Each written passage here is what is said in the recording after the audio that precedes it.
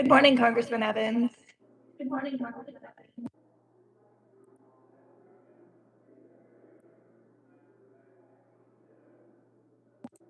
Hi, sir. Can we do a quick audio check? Sorry about the echo. 4, 3, 2, 1. You sound great. Thank you, sir. Thank you.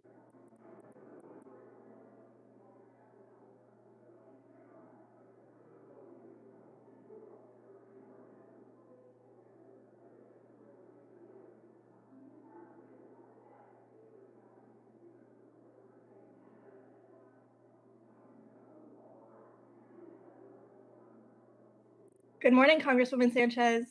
Good Can we do a morning. quick audio check? I can't hear you yet, but you look like you're unmuted, so that might be on my end.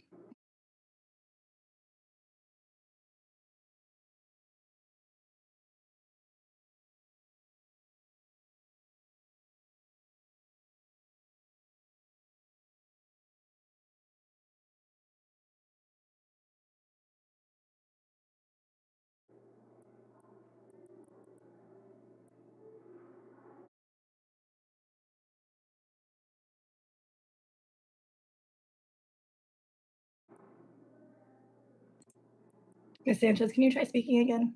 Sure. Can you hear me this time? Hello? Hello? Testing 1, 2, 3, 4. Testing 1, 2, 3, 4. Thank you so much. You can hear me now? Yes, ma'am. Thank you. Okay, thanks.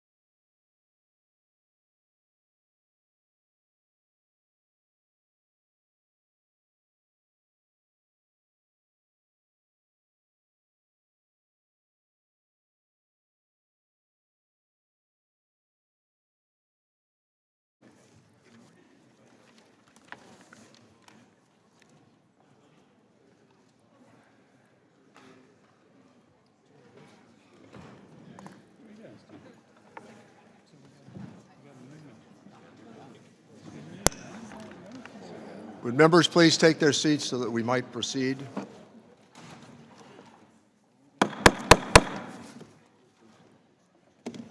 The Ways and Means Committee will now come to order. Good morning to all and welcome to everyone, and thank you for joining us at this important hearing.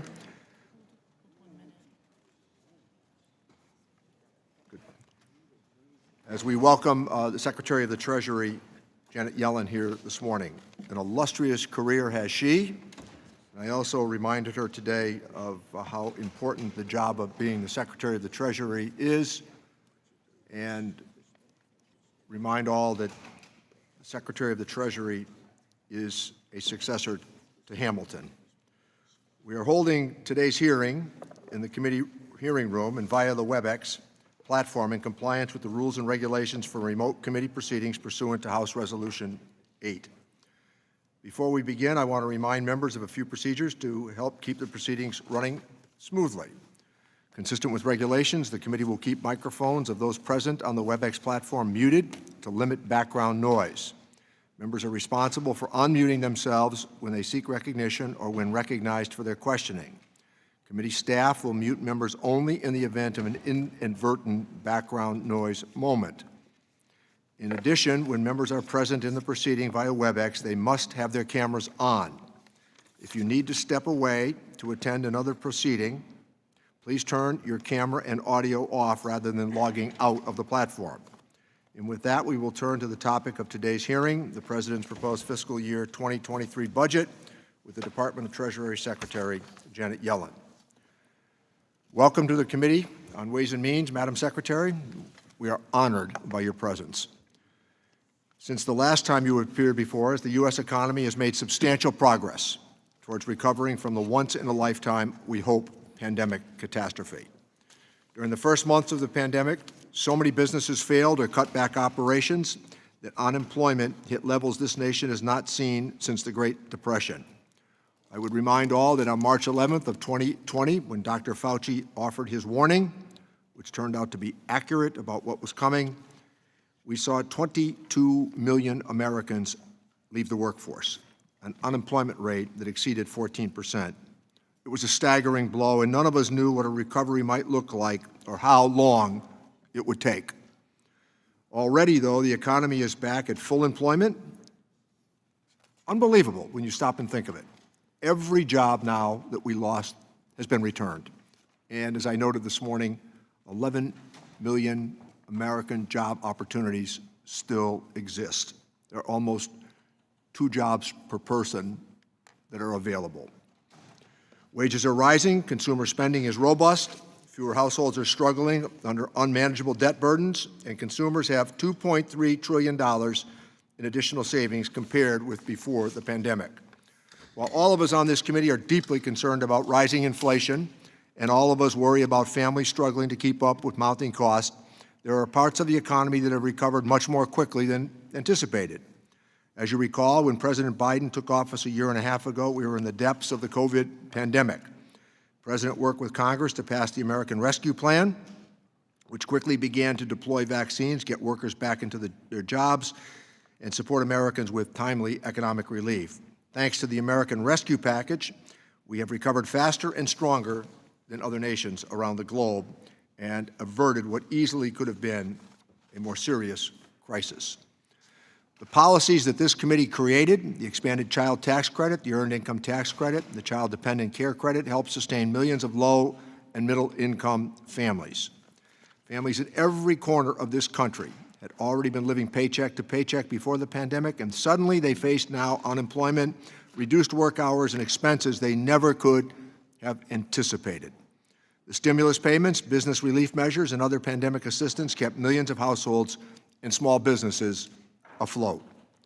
On behalf of my constituents, and I hear it every day from every corner of my district, from Republicans and Democrats, thanks what you did to get us through this difficult moment. But the Treasury Department employees were heroic as they pushed out life-saving economic relief during the crisis.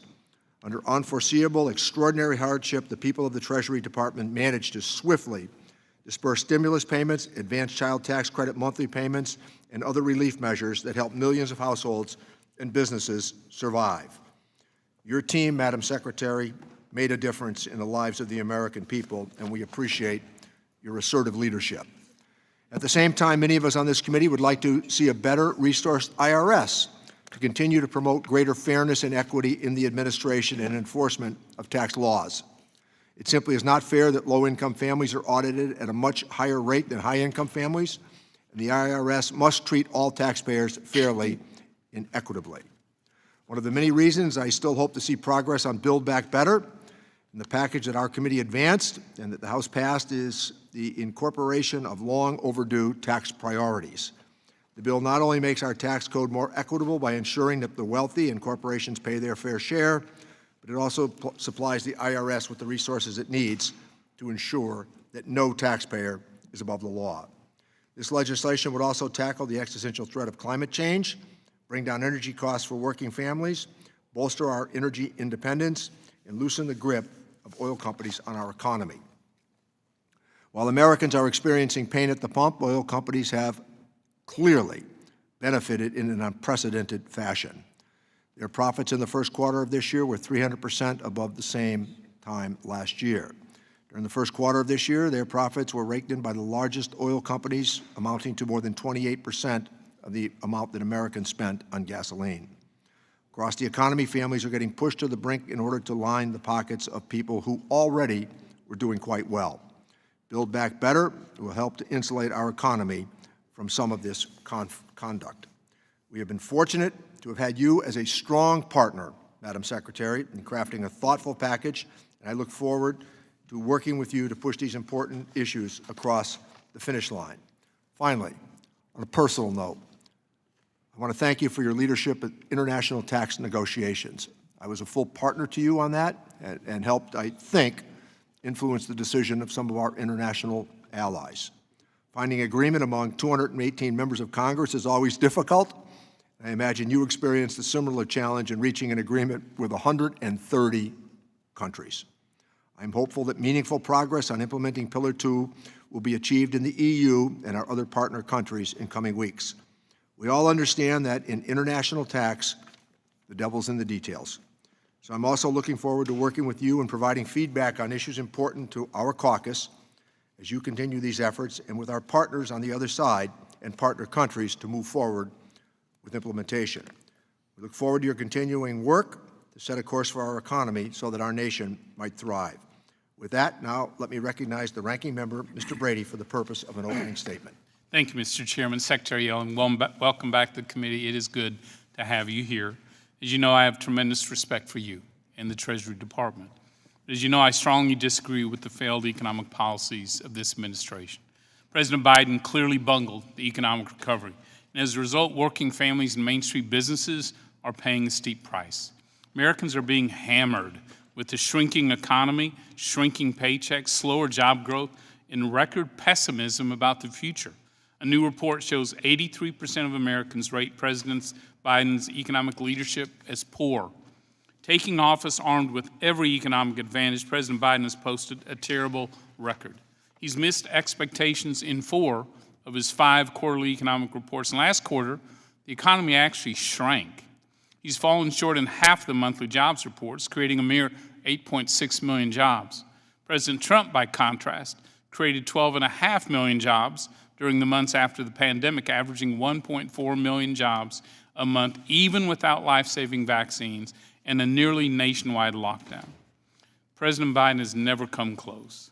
Due to the administration's dismissal and subsequent denial of inflation and the worker crisis, plus massive deficit spending that fueled 40-year high inflation, American families and Main Street businesses are suffering from higher prices on nearly everything. Make no mistake, the administration should have known. Inflation doubled in just 2 months before the American Rescue Plan, way over the 2% rate the Federal Reserve targets.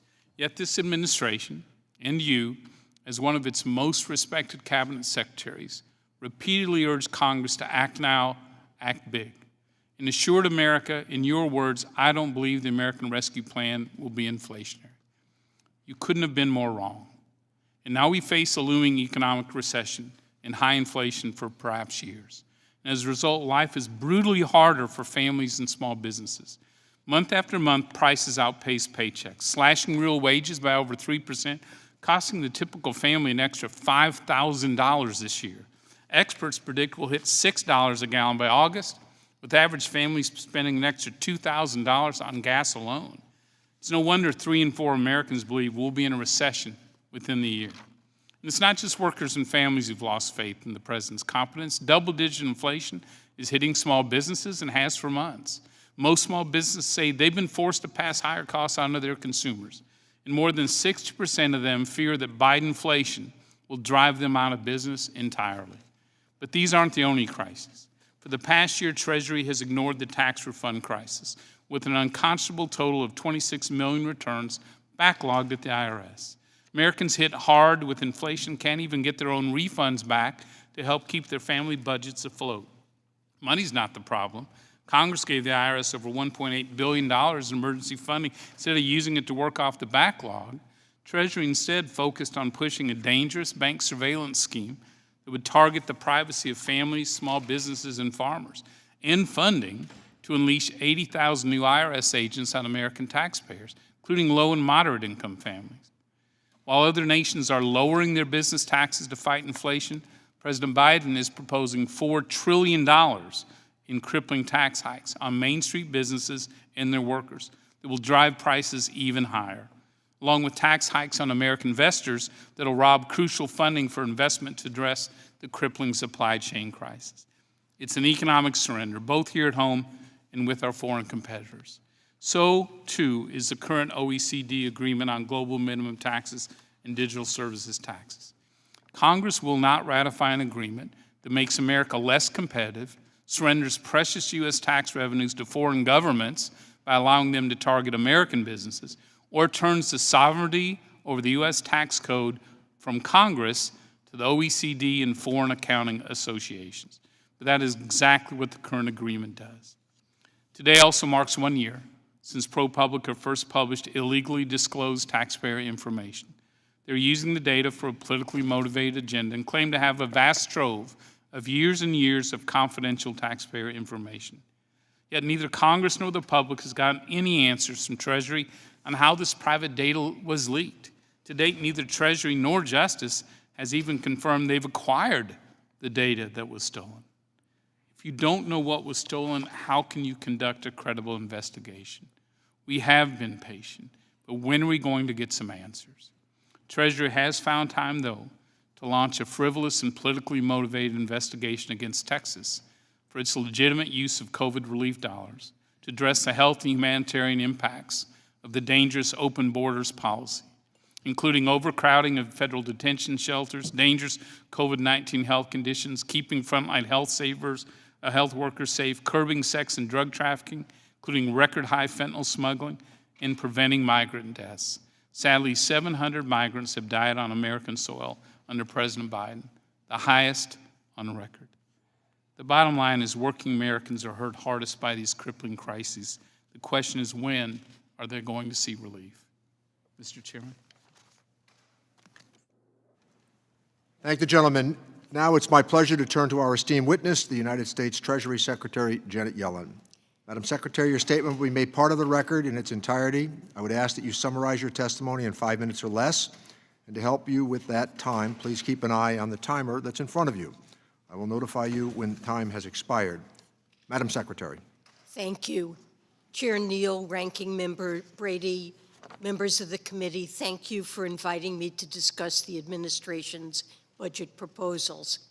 This budget prioritizes essential investments in education, medical care, and affordable housing, alongside tax reforms that enable deficit reduction and prioritize a fairer tax system. Over the past year and a half, we've experienced a robust recovery characterized by strong economic growth, historically low unemployment, and high household savings rates. This rapid, broad-based recovery has been buttressed by the congressional response to the challenges of the pandemic, beginning with the CARES Act at the beginning of the pandemic, continuing with the Consolidated Appropriations Act in late 2020, and the American Rescue Plan legislated at the beginning of 2021. As President Biden said last week, we're now entering a period of transition from one of historic recovery to one that can be marked by stable and steady growth. Making this shift is a central piece of the President's plan to get inflation under control without sacrificing the economic gains we've made. We've also managed to avert the far worse outcomes that were forecast at the beginning of the pandemic in 2020. After the onset of the pandemic, CBO forecast that the unemployment rate would exceed 9% in 2021. Now we're experiencing historically low unemployment. We're also witnessing sharp reductions in the budget deficit, with CBO recently forecasting the largest nominal reduction to the federal deficit in history. According to their projections, the deficit as a share of the economy this year will be at a lower level than CBO projected before the American Rescue Plan passed. Still, we're currently facing macroeconomic challenges, including unacceptable levels of inflation, as well as the headwinds associated with the disruptions caused by the pandemic's effect on supply chains and the effect of supply-side disturbances to oil and food markets resulting from Russia's war in Ukraine. To dampen inflationary pressures without undermining the strength of the labor market, an appropriate budgetary stance is needed to complement monetary policy actions by the Federal Reserve. Moving forward, elements of the President's proposed legislation, including the clean energy initiatives and plans to reform the prescription drug market, can help lower the costs paid by the American consumers. Treasury has been actively working with Congress on many challenges. Most important is our joint response to Russia's illegal, unprovoked war against Ukraine. Treasury is committed to doing what we can to ensure that Putin's brutal war continues to be met with fierce resistance internationally. Alongside more than 30 other partners abroad accounting for more than half the world's economy, the U.S. government has imposed unprecedented financial pressure measures on Russia and its leadership. Today, the Kremlin has been cut off from the global financial system. The Russian economy is experiencing severe contraction, with most analysts projecting a double-digit decline in Russian GDP in 2022, and they're experiencing sharply elevated inflation. We're grateful for the strong support of Congress in this endeavor, including its recent provision of $40 billion in security, economic, and humanitarian aid to the people of Ukraine. Our joint resolve is essential to supporting the people of Ukraine against this brutal invasion of their homeland. Over the past year and a half, we have successfully collaborated with Congress on the bipartisan infrastructure bill, a bill designed to do the hard generational work of building a more dynamic, structurally sound economy by smartly investing in the future. This law will rebuild America's roads, bridges, and rails, expand access to clean drinking water, ensure every American has access to high-speed internet, and invest in communities that have too often been left behind. But our work isn't done. Building a fair and stable tax system that promotes broadly shared growth is important to both adequately funding investments and to reducing deficits and debt. I look forward to working with Congress to ensure that we continue to make progress in this regard. In the administration's fiscal 23 budget, we suggest smart, fiscally responsible investments, cutting deficits and keeping the economic burden of debt low. The budget's investments are more than fully paid for through tax code reforms requiring corporations and the wealthiest Americans to pay their fair share, closing loopholes and improving tax administration. Finally, it's no secret that I'm keenly focused on moving forward on the global agreement on international tax reform, including a global minimum tax that will level the playing field and raise crucial revenues to benefit people around the world. Last fall, 137 countries representing nearly 95% of the world's GDP agreed on a deal that will stabilize our tax systems, provide resources to invest in security, and respond to crises like COVID-19, and ensure corporations fairly share the burden of financing government. I am hopeful that Congress will also implement this global minimum tax as part of its legislative agenda.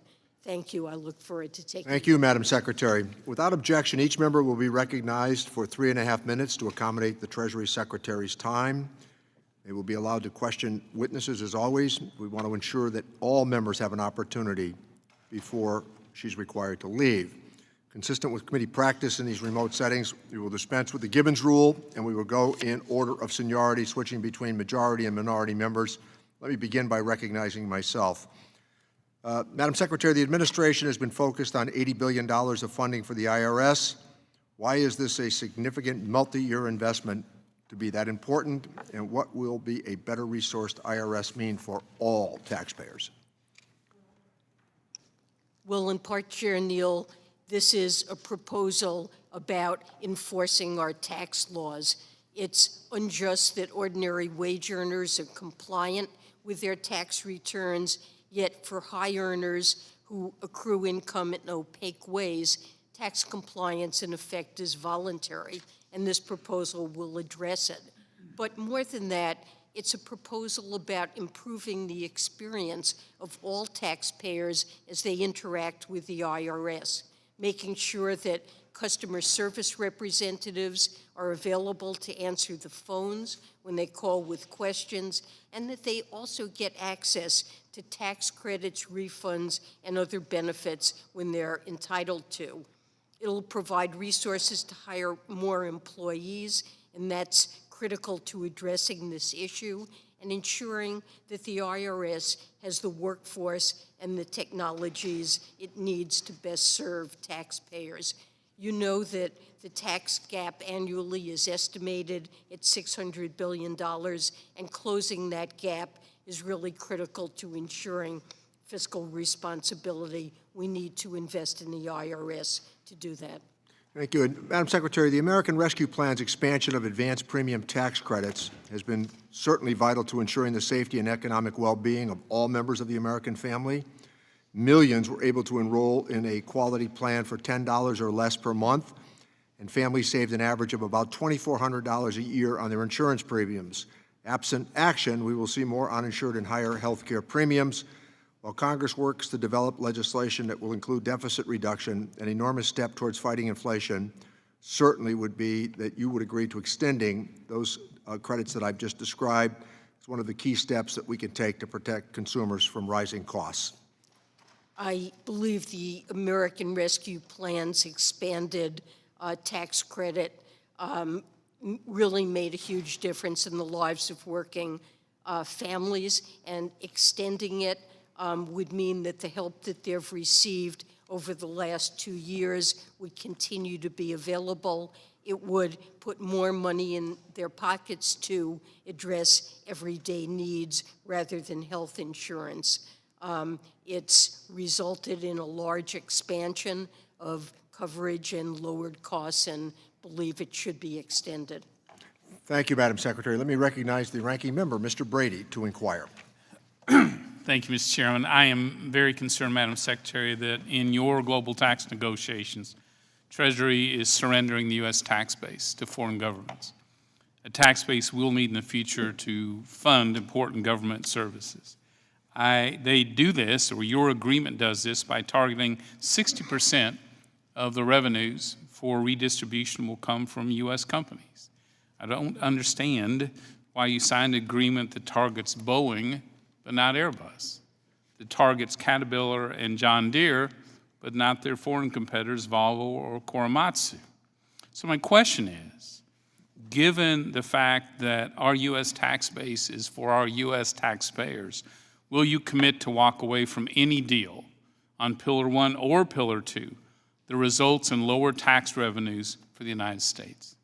Well, on Pillar 1, which I think that you were mainly referring to in your remarks, The proposal is to subject a portion of the profits of all large multinationals and highly profitable multinationals, wherever they're based, to share globally a portion of those taxing rights. And the United States, as a large market economy, will gain the ability to tax a portion of the excess profits of foreign companies. We have not yet been able to come to provide an estimate of exactly what the net gain or loss is, because there are critical details of Pillar 1 that Madam remain to Secretary, be negotiated. No, I understand you're in those negotiations, but I think you'll admit the majority of those tax revenues will come from U.S. businesses and the U.S. tax base.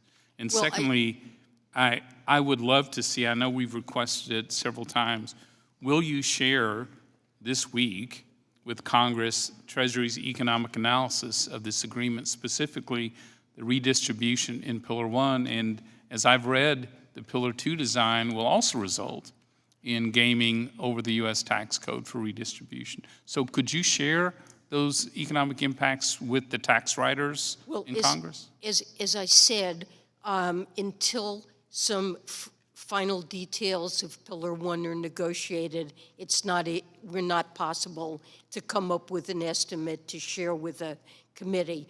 But our calculations do show that the impact is likely to be small, either way, positive or negative. Thank you. I hope And that's the case, but I also do ask that you share that. But I do have a final question. I know your time's so incredibly busy. So under your global tax plan, you propose Congress give up its taxing authority to foreign governments, the OECD, and accountants at the Financial Accounting and the International Accounting Standard Board. These aren't just tax provisions on international tax, but on research and development, on expensing, on local tax credits and how they're designed.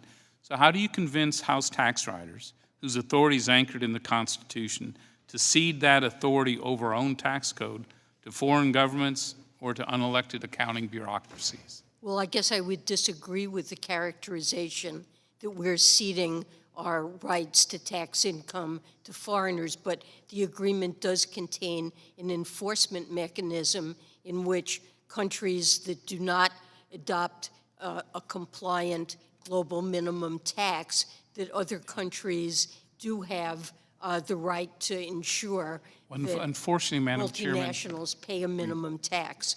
I get it. I strongly disagree. I've read both Pillar 1 and Pillar 2, and you are not protecting either the U.S. tax code or the way we do our tax credits. Thank the gentleman. The gentleman from Texas, Mr. Doggett, is recognized. Well, thank you, Madam Secretary. As the chairman has indicated, your leadership in trying to prevent the global race to the bottom from those who would dodge their taxes is so very important. We know here that after agreeing to the global minimum tax agreement, Poland has come up with last-minute objections either for themselves or on behalf of someone that doesn't want to pay their taxes. Why is it in the interest of America that we lead instead of follow, that we go first regardless of what the polls say or what the European Union does? This is an agreement that is very much in the U.S. national interest. It will enable us to reduce some of the burden of taxation that currently falls on workers and place it on corporations whose contributions relative to our size of our economy has diminished strongly over time. And the agreement contains strong protections. Once we adopt it, we can place sanctions on countries that don't go along with it. But I'm very encouraged that most major economies are moving forward in adopting it. The European Union, I believe, will adopt it soon. We've talked with Poland, and I'm very hopeful that Poland will soon decide that it's in their interest to agree to this. I've tried to explain to their senior leadership that it is not only in the U.S. interest, but also in Poland's interest to reduce the prevalence of tax shelters around the world, and it will help them compete better. Ireland, that was initially reticent to join, has come to that perspective. I think the same applies to Poland. And for the United States, this will level the playing field. We're the only country in the world that currently has a minimum tax that we impose on the foreign income of our multinationals. We propose raising it, and the agreement would raise it somewhat, but our competitors have no such tax, and they will move from 0 to 15%. And that means that we will be leveling the playing field on behalf of U.S. companies. So not only does this global minimum tax end some of the distortion in the current tax system that favors those who dodge their taxes versus those domestic businesses that are paying their taxes, not only does it benefit us in not having an incentive to export American jobs, but you're saying that it actually helps many multinationals because of the way their international competitors will be taxed. As to Pillar 1, which is not even yet, the negotiations are not even complete, as you were telling Mr. Brady, it's not a matter of just comparing the tax that you're working on, getting an agreement, with doing nothing. If we do nothing, won't many of our technology companies be exposed to multiple digital service taxes in other countries? And isn't it to their advantage, which I think most of them have recognized, to get an agreement on Pillar 1? They do recognize it. They see that there is a global proliferation of digital service taxes and other source-based taxes, and this will bring, Pillar 1 will bring an end to that and provide them with an environment of tax certainty. And I believe most are in favor of our moving forward with this. Thank you for your leadership. Thank the gentleman. Let me recognize the gentleman from Florida, Mr. Buchanan, to inquire. Thank you, Madam Secretary. And I want to thank you for your service. You and I just talked briefly a few minutes ago, but my passion is really to look at the big picture in terms of debt and deficits. If you look over the last 15 years, everybody talks about reducing the deficits, and that we've ran up almost $20 trillion in debt in the last 15 years or so. So what can we do about that? But also I want to just, how does that tie in your opinion, to inflation? In the last 4 or 5 years, or last couple of years, we ran into $4 or $5 trillion of additional spending. They like to spend another $2 trillion, but everybody feels in our area that it's impacting inflation in a big year, and it's killing a lot. I'm in Florida, so a lot of our seniors count on a slight raise here and there, and this deficit is really hurting them badly. So what's your thought between spending and inflation? It seems like there's a connection. Well, so spending has come down. Government spending and the deficit have come down dramatically. We had a substantial response to the pandemic, which was appropriate. It succeeded in getting our economy back to full employment and mitigating a great deal of harm. In that way, I think it was very successful. But there's no question that inflation is unacceptably high, and we need to get it down. And it's partly a matter of demand and supply. And the Federal Reserve has a primary responsibility. Madam Secretary, we're just short on time. Let me ask you just quickly, in terms of interest rates rising, it's impacting a lot of people. In the 70s, you know, we had inflation.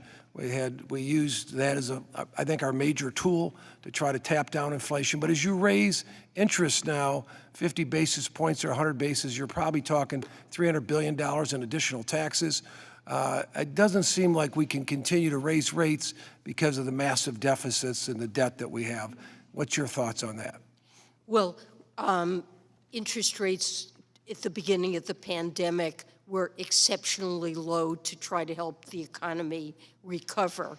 And that resulted in really a negative burden of the debt on the U.S. economy. I think the most important measure of the burden of the debt on the U.S. is the real net interest that we have to pay. Let me just add, Madam Secretary. And we always projected that interest rates would rise. Yeah, let me- So they are rising, they're rising back to more normal levels. The interest burden of the debt remains completely Let me ask one more quick manageable over question. If 10 you look years. at 7 or 8% or 10%, you could be looking at $3 trillion in interest, which we only take in $4 trillion roughly. So I'm very, very concerned about, in terms of interest rates, how long this can go on and how much we can afford. But really, 100 basis points, like I said, you're talking about $300 billion in additional taxes from the taxpayers. Thank you. Thank the gentleman. Let me recognize the gentleman from Connecticut, Mr. Larson, to inquire.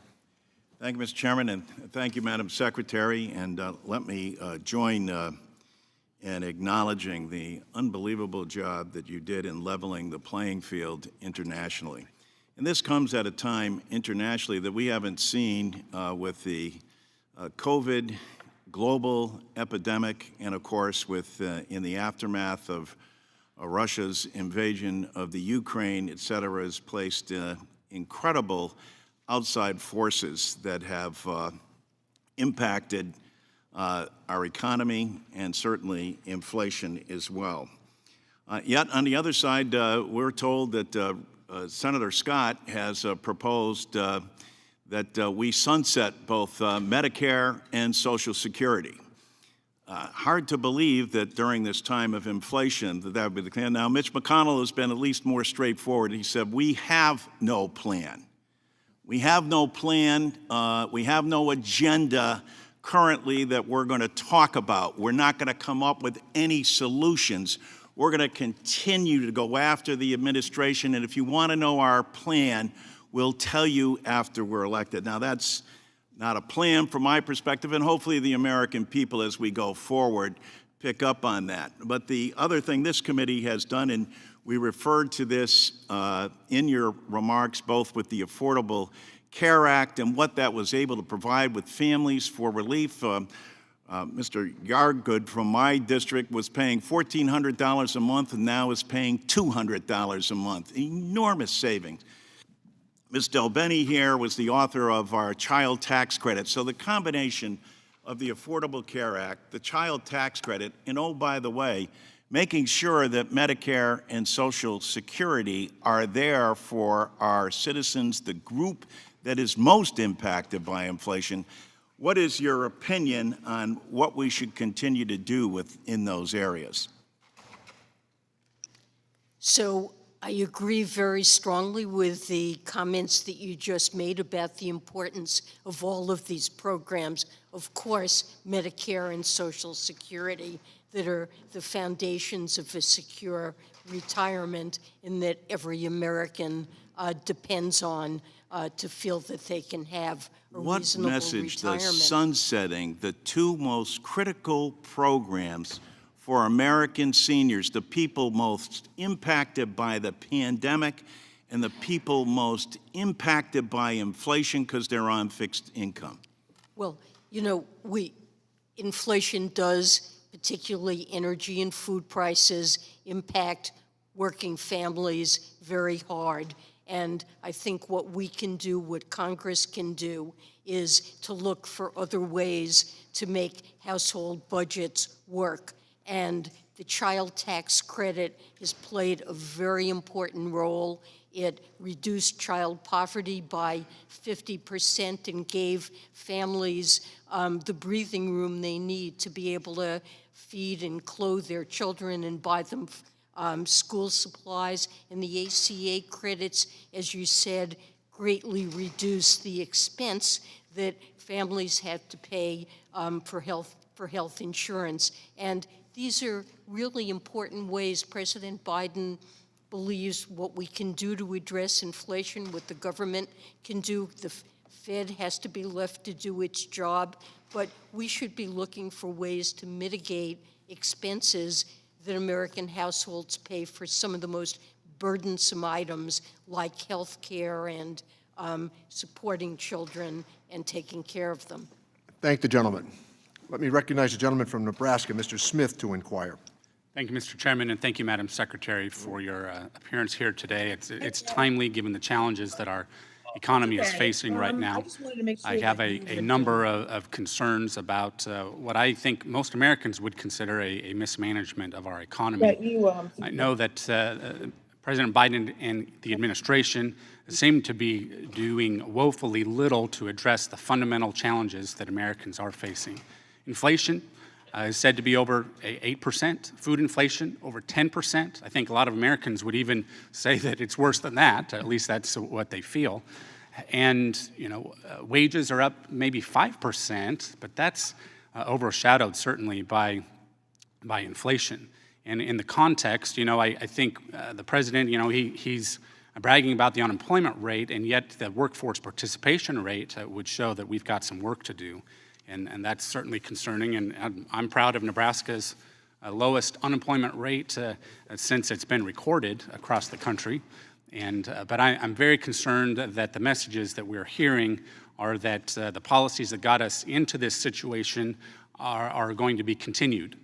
That is a huge concern that I have. But let me more specifically say that I, along with 50 other members, including every Republican on this committee, sent a letter to you opposing the windfall taxes, the so-called windfall taxes on domestic energy production. The response we received essentially said that we will implement this tax if Congress enacts it. That is true, but didn't take a position. So just very, very directly, a yes or no, does President Biden support the so-called windfall tax on domestic energy production? Our focus when it comes to energy production is to make sure that there are adequate incentives, and high prices are such an incentive for American oil. So is that a yes or no gas. in terms of this proposed tax? We have not taken a position in support of this proposal. Okay, very briefly then, in the interest of time, a yes or no response to this question as well. On a recent panel, Cecilia Rouse, chair of the Council of Economic Advisors, said, and I quote, "Most household balance sheets are strong and can provide some cushion for rising prices." Yes or no? Would you agree with that statement? Yes. Okay, thank you. And previously, you had expressed that inflation was too low, and you responded by repeating that inflation was too low and that you felt interest rates were also too low. Do you still think that low inflation we saw prior to the pandemic was a bad thing? I think 2% is, which is the Fed's long-run average inflation target, is an appropriate target. And as we've seen in Japan, excessively low inflation can hobble the conduct of monetary policy and create deflationary pressures, which are not healthy for an economy. Okay. After the Tax Cuts and Jobs Act was enacted, the U.S. had wage growth of approximately 3.5% and inflation around 2%. And as I've said before, we currently have 8% inflation and 5% wage growth. A yes or no, would you believe that 8% inflation with 5% wage growth is better for working families? 8% inflation is an unacceptable inflation rate in the United States, and it's President Biden's #1 objective to get that down. There are many reasons for it, and Russia's war on Ukraine is an important part of it. We are by far not the only economy to face inflationary pressures like this. The UK has inflation close to 9%. Germany has... I understand that. And in the interest of time, I just want to close by saying that the American people, folks on Main Street, folks in our districts, I think would have a very different perspective on the economy than that which we see coming from the administration. And I realize the president wants to be proud of his agenda, but the fact of the matter is we've got a lot of work to do. Thank you. Thank the gentleman. Let me recognize the gentleman from Oregon, Mr. Blumenauer, to inquire. Thank you, Mr. Chairman. Madam Secretary, thank you so much for being here with us. And let me just say how much I admire the work that you've done. I don't think any Treasury Secretary, with the possible exception of Lincoln's Secretary Chase, has faced the challenges that have confronted you. A pandemic, a war, let us say a complete collapse of sort of a partisan spirit of cooperation. We even found that the infrastructure bill, crafted largely by Senate Republicans, turned into an attack even against some few Republicans who voted for it. This is unprecedented.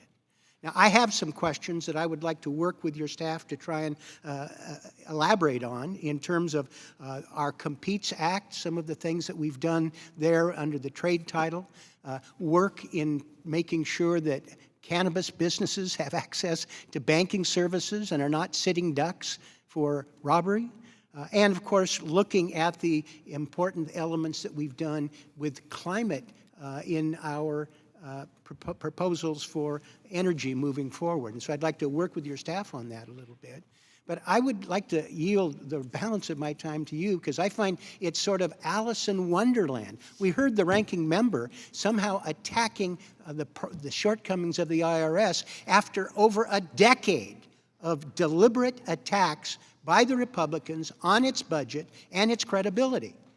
I would like you to, if you would, just maybe elaborate on one point. Somehow the ranking member thinks that the important work you've done in international taxation is somehow going to surrender our ability to be able to protect American businesses. As we know, a lot of them are not paying any significant amount of tax at all. Would you elaborate on that?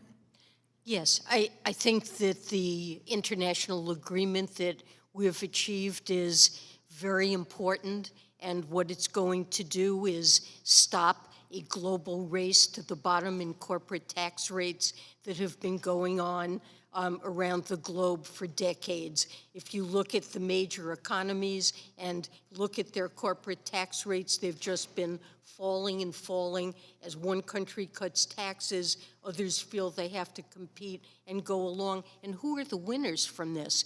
The winners are the corporations, and the losers are workers in the United States and the rest of the world who end up bearing an unfair share of total taxation we need to support all the spending and investments that are necessary to make our economy productive and to grow.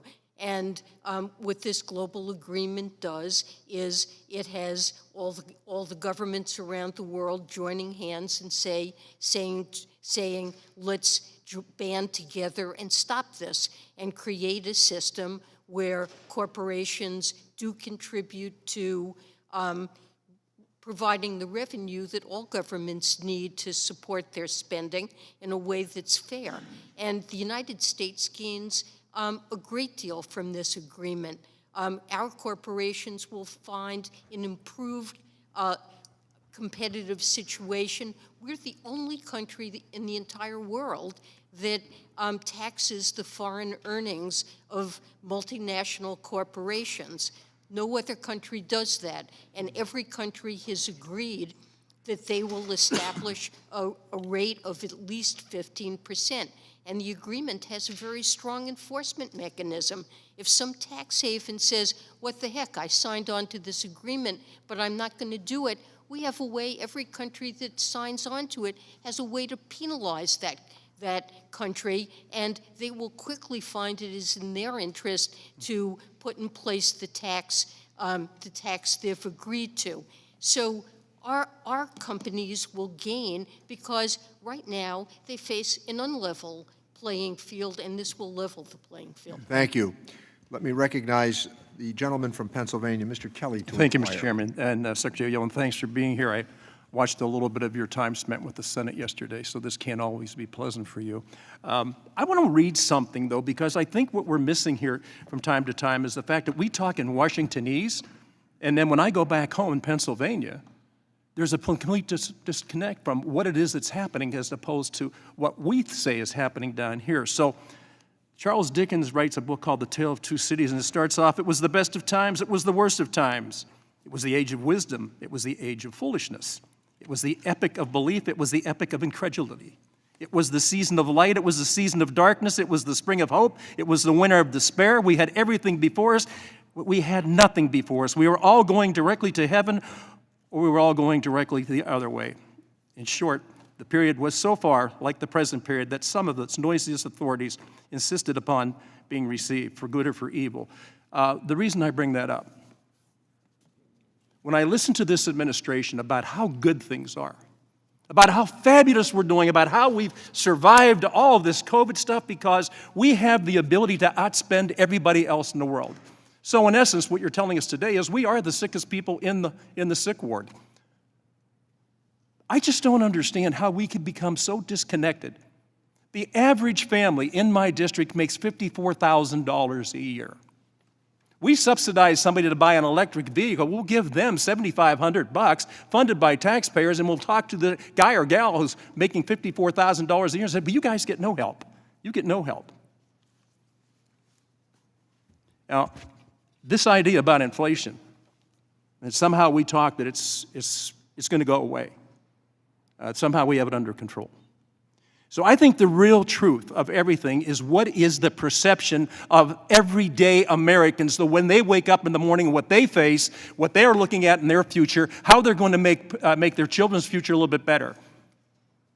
When 7 out of 10 Americans believe we are going in the wrong direction, don't you think it's time for this administration to say we need to make a course correction? Isn't it time for that to happen? I don't know that you can respond today. We're giving you 3.5 minutes for us to ask a question and you to answer it. And I don't think that's possible. I don't think that's possible. We talk about kitchen table economics. We talk about that all the time. So our revenue is going to be something like over $5 billion or $5 trillion revenue. We're going to spend, though, $6.8 trillion. If you reduce it down to kitchen table economics, that tells somebody who's making $51,000 a year, it's okay to spend $68,000. That's the number they understand. It's not all the hyperbole and all the things about this is the way it's going, and believe me, if you just follow this course, you're going to be all right. This is a freaking disaster. And I know that you're with the administration, so you have to follow a certain talking points. I get that. I don't understand how the smartest people in the world sitting in this administration can tell us everything's okay. Just hold your breath, and we're going to keep you underwater for a while, but you hold your breath long enough, and when you finally surface, maybe there'll be a reason for you. I'm not asking you to answer a question. I'm really not, because I don't think you can in 3.5 minutes. Tell us. First of all, I can't ask a question in 3.5 minutes like this. That's just but the reason I ask it that way is because of the people I represent. Please, let's start looking at the real Americans, those people that make $54,000 a year and what they're facing when their gasoline prices have gone through the ceiling. One thing we don't talk about is propane, and people joke about it, say, we only use that in our summer grill. No, in Pennsylvania, in the district that I represent, we use that to heat our homes during the winter. It went up over 50% this year, so please, if you would take that message back to the administration as you all sit around at the tables, talk about how it's affecting real Americans in real ways every single day. Thank you, and I yield back. Thank the gentleman. Let me recognize the gentleman from Wisconsin, Mr. Kine, to inquire. Thank you, Mr. Chairman. And Madam Secretary, welcome. I will try to get to a question, but first an acknowledgement. It's unquestionable that you and President Biden inherited an unprecedented situation when you came into office with a global pandemic that was crippling the global economy. It shut down consumer demand. It disrupted supply chains. It was a god-awful mess. And yet, since that time, we've had a historic reduction of the unemployment rate, real wages increasing across virtually every sector. The administration has presided over well over 400,000 jobs per month being created. Even annual budget deficits now have turned a corner after the extraordinary measures that had to be taken to shore up the tattered economy. Even our trade deficit saw a decline due to the strength of exports that we just witnessed in the last month. So there was a lot of good things happening in that, but we still have that persistent problem of inflation. Now, the other side would have us believe that there were certain policies being pursued by the administration that's the sole cause of inflation, but the last time I checked, this is globally based. Let me give you just a minute for you to explain what you see driving this global inflationary phenomenon that doesn't just make it unique to the United States. Many countries in the EU, Great Britain, for instance, are looking at even higher inflationary pressures than we are today. I agree. Almost all developed countries are seeing higher inflation. The UK just posted close to 9%, Germany 8%, the Eurozone 7%, our neighbor to the north, Canada, 2007. So this is not just something that we're experiencing. And of course, an important part of it is higher energy and food prices. Energy prices, oil prices plunged when the economy weakened. And initially, part of the increase was them rebounding toward more normal levels. But more recent, and oil production in the United States declined. Then Russia launched its war on Ukraine, driving up global energy prices all around the world. And this had a huge impact on the supply of food.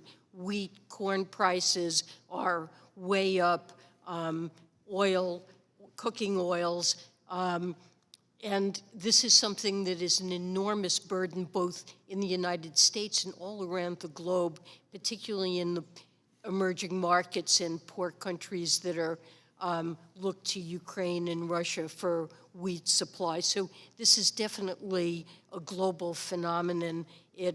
Countries with very different fiscal policies. Let me ask you this. The other side would have us believe that under the American Rescue Plan, rebate checks have been a big contributor to driving consumer demand. But is there any real fiscal policy differentiation between affecting consumer demand between rebate checks sent to most Americans versus tax cuts that would be sent to most Americans?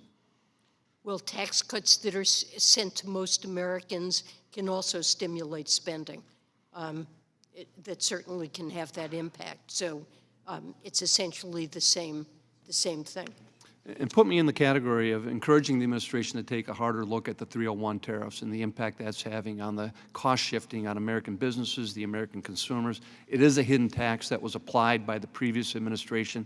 I really don't see any strategic value that we're gaining from maintaining it, and I know you're doing that review right now.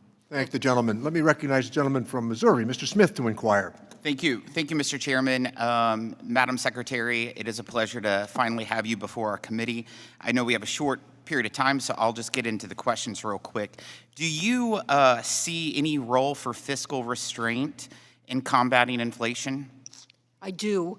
Our budget proposes deficit reduction. Deficits have come down, but especially in light of the inflationary situation, I think there should be further deficit reduction. So fiscal restraint does affect inflation. I appreciate that. You said yes. The deficit last year, what was it? Was it 2.78 trillion? Probably. Yeah, that's what we have from the Budget Committee. And that is the second largest deficit in the history of this nation. So when you have the second largest deficit in the history of our nation, the year following surely is going to be a deficit reduction. I will also point out that the deficit that was brought forward last year was $517 billion more than what the Congressional Budget Office said it would be prior to passage of the $2 trillion American Rescue Plan. Would you agree with that? I'm not sure I understood quite the numbers you gave, but certainly the rescue plan did. The deficit last year ended up to be $517 billion more than what the Congressional Budget Office informed us would be prior to passage of the $2 trillion American Rescue Plan. We had numerous economists, especially Democratic economists that worked for President Obama, that said that if you would pass that $2 trillion American Rescue Plan, we would see the highest inflation in a generation. And in fact, we have. We've seen the highest inflation in my lifetime. The last time we've seen inflation this high was when I was born. And so most Americans are definitely facing that. Since Joe Biden took the oath of office, inflation has gone up 11%.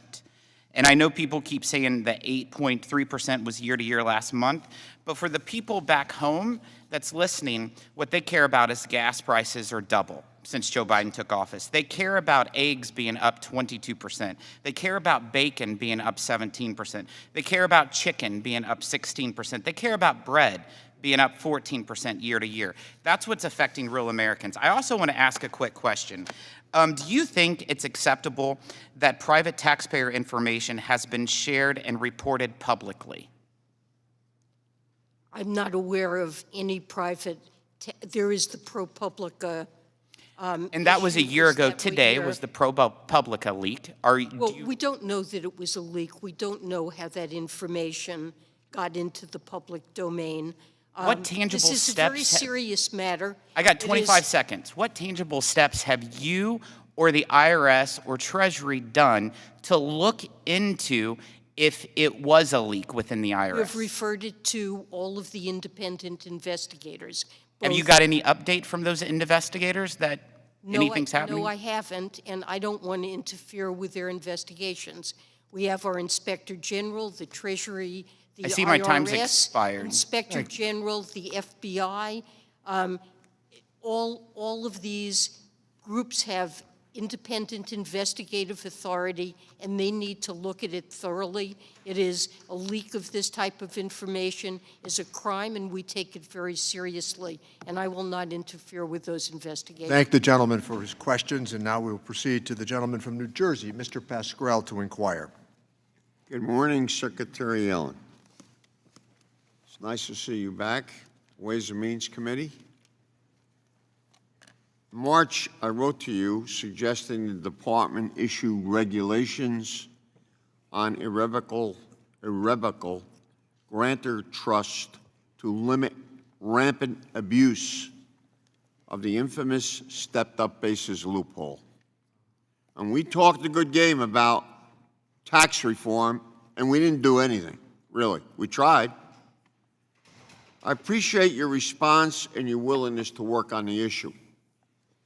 This loophole is used by some of the wealthiest Americans as a way to avoid paying their fair share. And we're defining it. I think both sides are zeroing in on that, really. We speak more of it than they do. Can you tell me specifically how and when the Treasury Department and the Internal Revenue Service will implement their guidance? We are working very hard on that, and Yeah, I heard that I promise before, it but will when? be very soon, very soon. Thank you. The tax gap is $1 trillion a year, according to the IRS. At a recent Oversight Subcommittee hearing, the GAO reported audit rates have dropped significantly more for those incomes over $200,000 than the rest of the population. How will tax compliance improve with the resources requested in the budget for the IRS? Just 10% of the calls the IRS received this year were answered by an assistant. That's another story, the IRS. But I'm talking, that's under your jurisdiction. But I want to know, are we requesting enough people that can answer folks' questions? 10% is not a good grade. It's a bad grade, and It stinks. it's awful. And it reflects the fact that the IRS is hugely under-resourced. They have essentially the same number of employees that they had 40 years ago. Right. And they just don't have the resources to enforce the tax code, to go after high-income taxpayers who are responsible for the lion's share of that tax gap that you I believe our cited. economy, Madam Secretary, is going strong with signs of enduring health. Inflation is perhaps the top concern, should be. How do you balance urgency to lower inflation with care to preserve our strong economy? The Fed chairman, Mr. Powell, recently made some disturbing remarks to me. He publicly proclaimed he'd like to raise the unemployment rate and lower workers' wages to fight inflation. I have that interview right here. I mean, has he lost his mind or what? And do you agree with this? Well, let me say, I'm not going to comment on the Federal Reserve. They have a primary role in bringing inflation down, and it's up to them how they go about doing it. But my own goal would be to keep the economy operating in the neighborhood of full employment while bringing inflation down. We have, over the last year and a half, made remarkable progress in terms of recovery in the labor market. As Chair Neal pointed out, there are 2 vacancies for every unemployed worker, about the strongest labor market we've seen in the post-war period, and we want to keep it that way while taking steps to bring inflation down.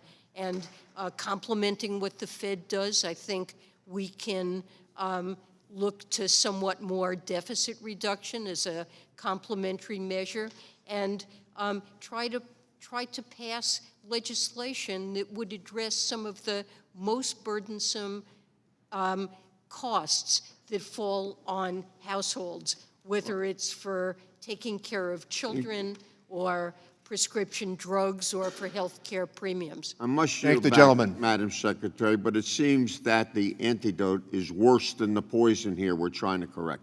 Thank the gentleman. Thank you. Let me recognize the gentleman from South Carolina, Mr. Rice, to inquire.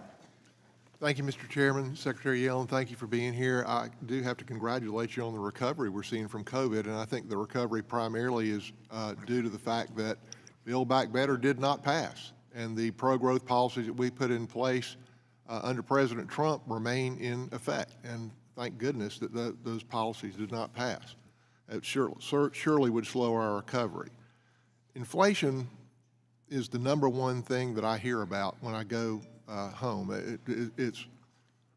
I was in a restaurant recently speaking to a retired police officer, and he said, you know, at the end of he gets Social Security and a little pension check, and he said, at the end of the month, I used to have money left, and now what can I do? I can't put gas in my car.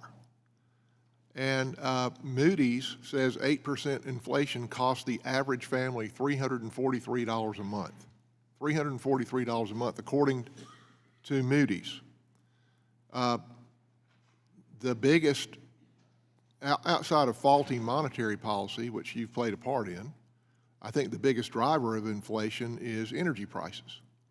And I know you like to blame that on the Ukraine war, but in fact, in January 21, when President Biden took office, the cost of gasoline for all grades was $2.40 in the United States.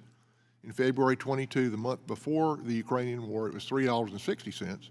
So it had gone up 50% before the Ukrainian war, before Russians started amassing on the Ukrainian border. My question really here is the Biden administration intentionally driving up energy prices? Because it sure looks to me like they are. Day one, he halted new leases when he took office and on federal lands, and he withdrew the Keystone Pipeline permit. He slow-walked permits for various stages of oil production since then on existing leases. 2 weeks before Russia invaded Ukraine, he took to the public pulpit and reiterated his suspension of leasing on federal lands for no reason other than, I think, to drive up the cost of fuel. 3 weeks ago, as gas hit $4 a gallon in South Carolina, he announced that he was withdrawing permits for drilling in Alaska leasing for drilling in Alaska and in the Gulf of Mexico, apparently trying to drive gasoline above $4 a gallon. It was effective. And then 2 weeks ago in Japan, he said, well, there's an upside to high fuel prices because it'll ease the Great Transition. Interesting phraseology. If you'll Google that, you'll see some interesting results. So, you know, it comes from supply and demand. Couldn't the federal government do more to increase supply? Do you not think that his withdrawing of federal leasing and slow walking permits and There are 9,000. Do you not believe that the federal government could do more to increase supply and drive down the cost of fuel? I guess the bottom line question is this increase in fuel prices intentional on the Biden administration? Because it seems to me that it is irrefutable. It is an enormous burden on American households, and of I course, agree. I agree. It not seems like it's an intentional effort on the Biden administration. The president is authorized a million barrel a day release from the strategic Which petroleum is a drop in the bucket. It's reserve to a hold showpiece, down oil and you know prices. it. You know it's a There are showpiece. 9,000 permits that have been They issued. want the American people Rice. paying more There for are gas 20 to million ease the great acres. transition. Mr. Rice, could we let the Secretary answer, please? Sure. There are 9,000 permits that have been issued. that the oil and gas sector can take advantage of, and 20 million acres of public lands under lease right now that are not being produced on. So there's nothing more they could do to I increase think production. American producers saw low prices after the pandemic, lost money, and cut their drilling activity. Oil supplies declined, and the high prices that prevail right now are a huge incentive. speak in circles Thank all the we gentleman want. and thank the American witness. people We will know now the truth. proceed to a 2-to-1 ratio for questioning based on committee practice. And let me recognize the gentleman from Illinois, Mr. Davis, to inquire. Thank you, Mr. Chairman, and I thank you, Madam Secretary, for including tax credit refundability in the budget's tax reform package to support low and middle-income families who grow their families through adoption, and especially for those who adopt foster children. I applaud the President's support for reducing child poverty, and that is why I championed modernizing the Child Independent Care Tax Credit, which specifically targets low-income working parents with $4,000 or $8,000 to help cover child care costs. This tax credit, paired with the CTC, provides critical support that reduces child poverty. Without the CTC simply evaporates paying for child care and can't help working parents pay for food, housing, or health care. Could you confirm for me, Madam Secretary, that the administration sees the refundable CDCTC as key to helping low-income working families?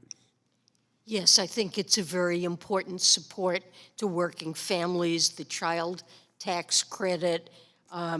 These are very important supports. And also, I have a request, and that is I'd like to know for each of the refundable credits how these credits impacted families and workers this year compared to previous years.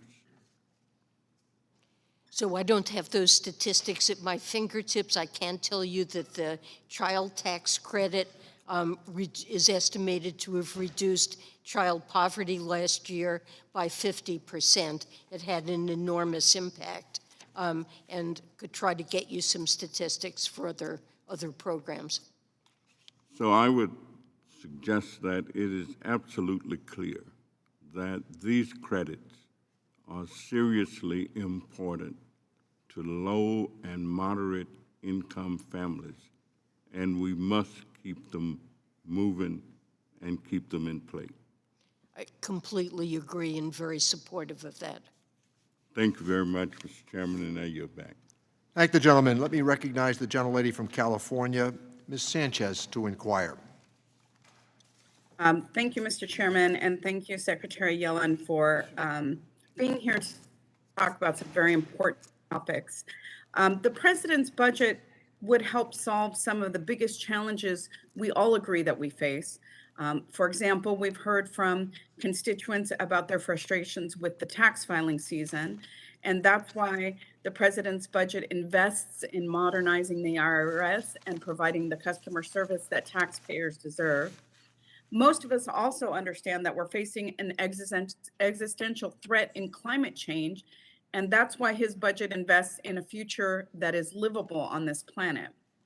And we're all hearing from working families who are worried about, of course, the rising costs of goods. That's why this budget invests in lowering their healthcare premiums and the costs of raising a child. Secretary Yellen, I want to really drill down on this last point because we've heard a lot of revisionist history today about inflation. Some of my colleagues are suggesting that the lifelines that we included in the American Rescue Plan are somehow responsible for inflation. They want to just ignore all of the global disruption that we've lived through over the past couple of years, from the global pandemic to Russia's war in Ukraine. And they want to convince working families that the basic supports that they count on to survive are actually somehow to blame for high prices. They want families to believe that our expansion of the child tax credit and child dependent care credit was somehow a bad thing for them. Never mind that the fact that these supports finally lowered their costs and allowed them to afford basic necessities for their households. Secretary Yellen, I would like if you could help me set the record straight. Can you expand on how small the cost of supports like the child tax credit are compared with the size of the overall economy? Yes, I mean, with respect to inflation, it is, of course, a huge problem and a primary focus. But many factors have led to higher inflation. That includes multiple COVID variants, supply chain bottlenecks that have affected many countries, COVID-related shutdowns in production, and most recently, Russia's invasion of Ukraine. And the child tax credit was a relatively small expenditure. It was spent out over the full year of 2021, and I think it accounts for very little of the inflation we've seen. And of course, it achieved a massive reduction in childhood poverty and financial insecurities. Families used the additional resources in part to feed their children. Perhaps that had a small impact on food prices, but what's really important is that many fewer kids went hungry. Thank you. I think that's important. I think you said 50% of out of poverty as a result of that.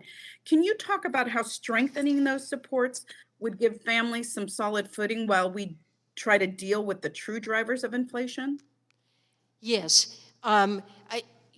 Clearly the child tax credit is something that helps a large number of low and middle income families and really lets them afford the things that children need, from a roof over their heads to adequate food on the table and the ability to buy back-to-school supplies. So it's very important, and especially at a time when food and energy expenses have gone up for global reasons. We're seeing that everywhere around the world. The child tax credit would give them a little bit of breathing room to help them deal with these expenses. So it's very important, and we can provide that and certainly pay for it.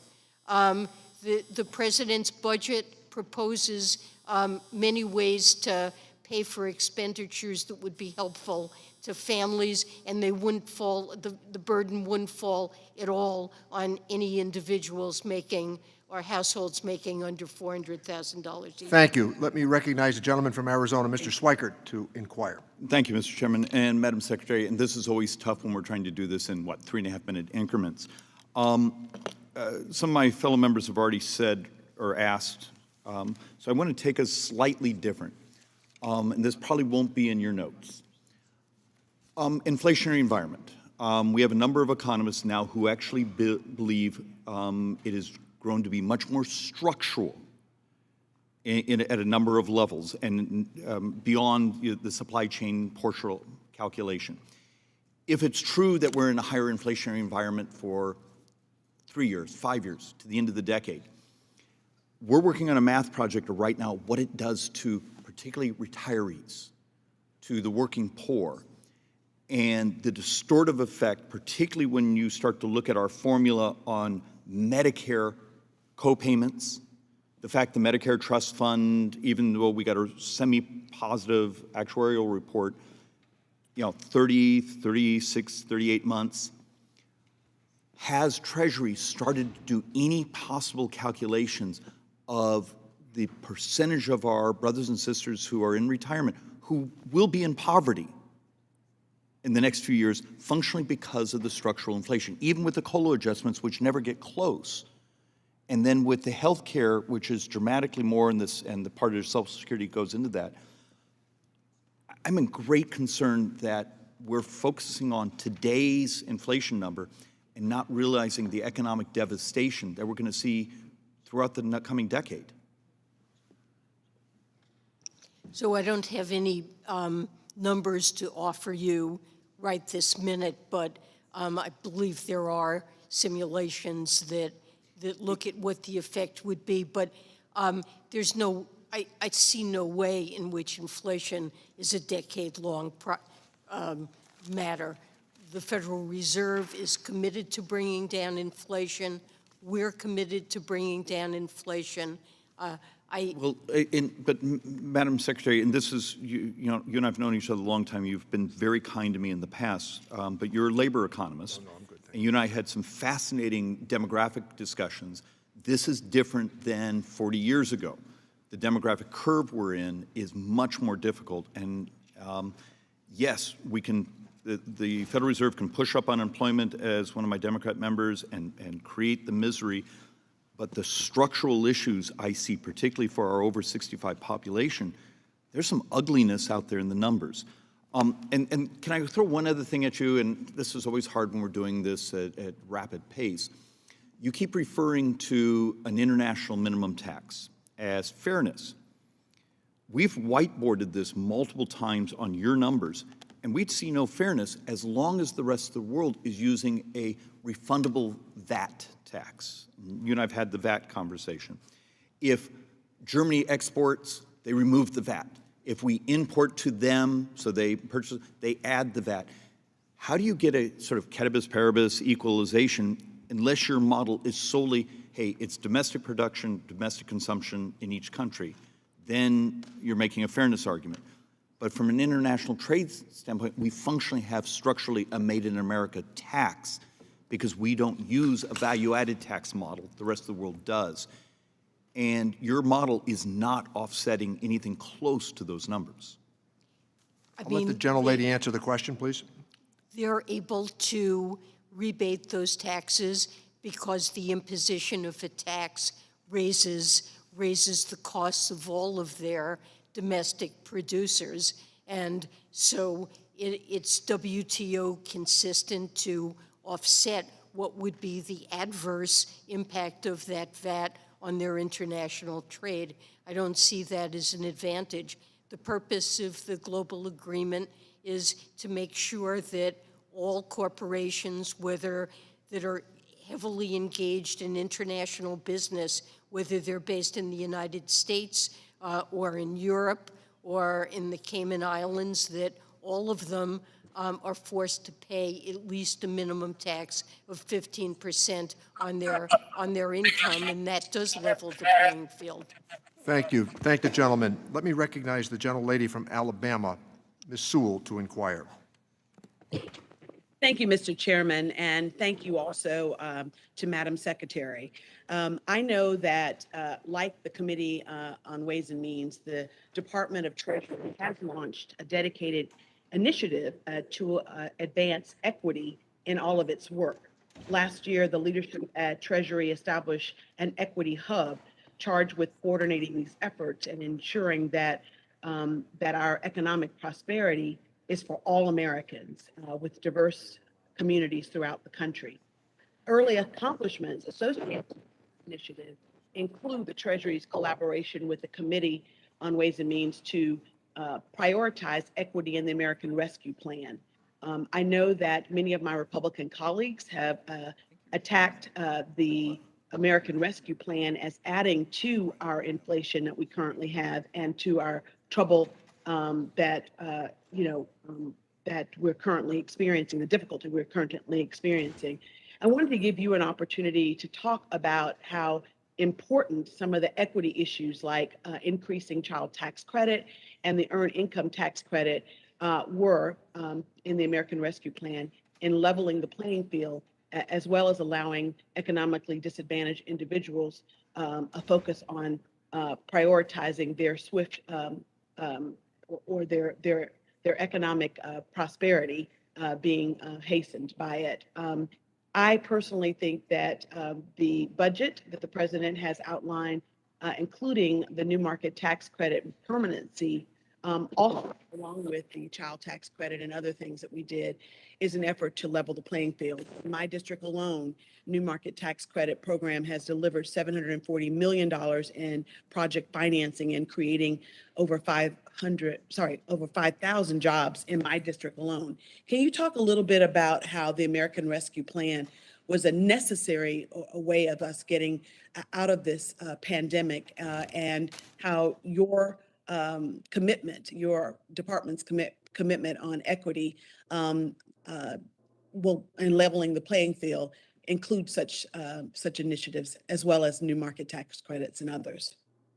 Sure. You know, the pandemic was brutally unfair in the fact that it impacted low-income workers and especially minorities more severely than really anyone else in the economy, although it was a blow to everyone. And in designing the American Rescue Plan, foremost in mind was making sure that those communities and households that were most severely affected would be fairly treated and get the relief that they needed. And that was true in all aspects of its design and implementation. You mentioned the child tax credit, which was critically important in supporting families. It's true of the rental assistance program, which was particularly directed toward low-income families that had suffered such severe losses in income and were at danger of losing their homes. The Homeowners Assistance Fund, the money that was set aside for CDFIs and minority depository institutions, that is particularly directed at low-income and minority communities so that they have access to capital that they need. Our focus is in state and local fiscal recovery funds, really urging state and local governments to prioritize affordable housing, which is, and of course, the proposal to make the new market tax credit permanent in this year's Green Book, directed at affordable housing, which is an enormous burden, especially on minority communities. Thank the gentlelady. Let me recognize the gentlelady from Washington State, Ms. Del Bene, to inquire. Thank you, Mr. Chairman, for holding this incredibly important hearing, and thank you, Madam Secretary, for being with us today. We appreciate all of your work. And thank you for highlighting the importance of the expanded child tax credit. We need to continue that effort to support lifting children out of poverty across the country.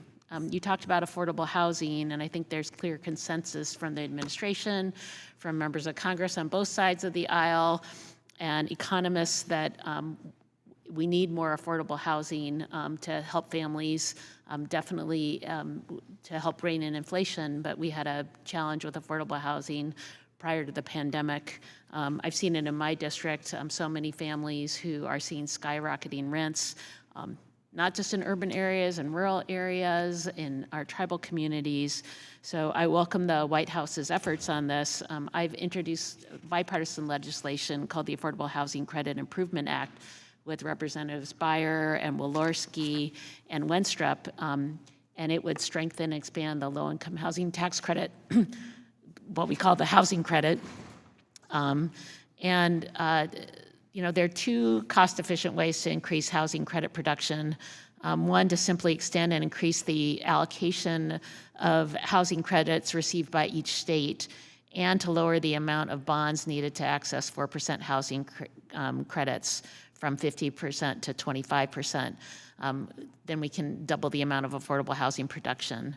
I wondered if you could speak to how expanding the low-income housing tax credit would help families with inflationary price pressures, and also what the administration is doing to help us make sure we make this a priority.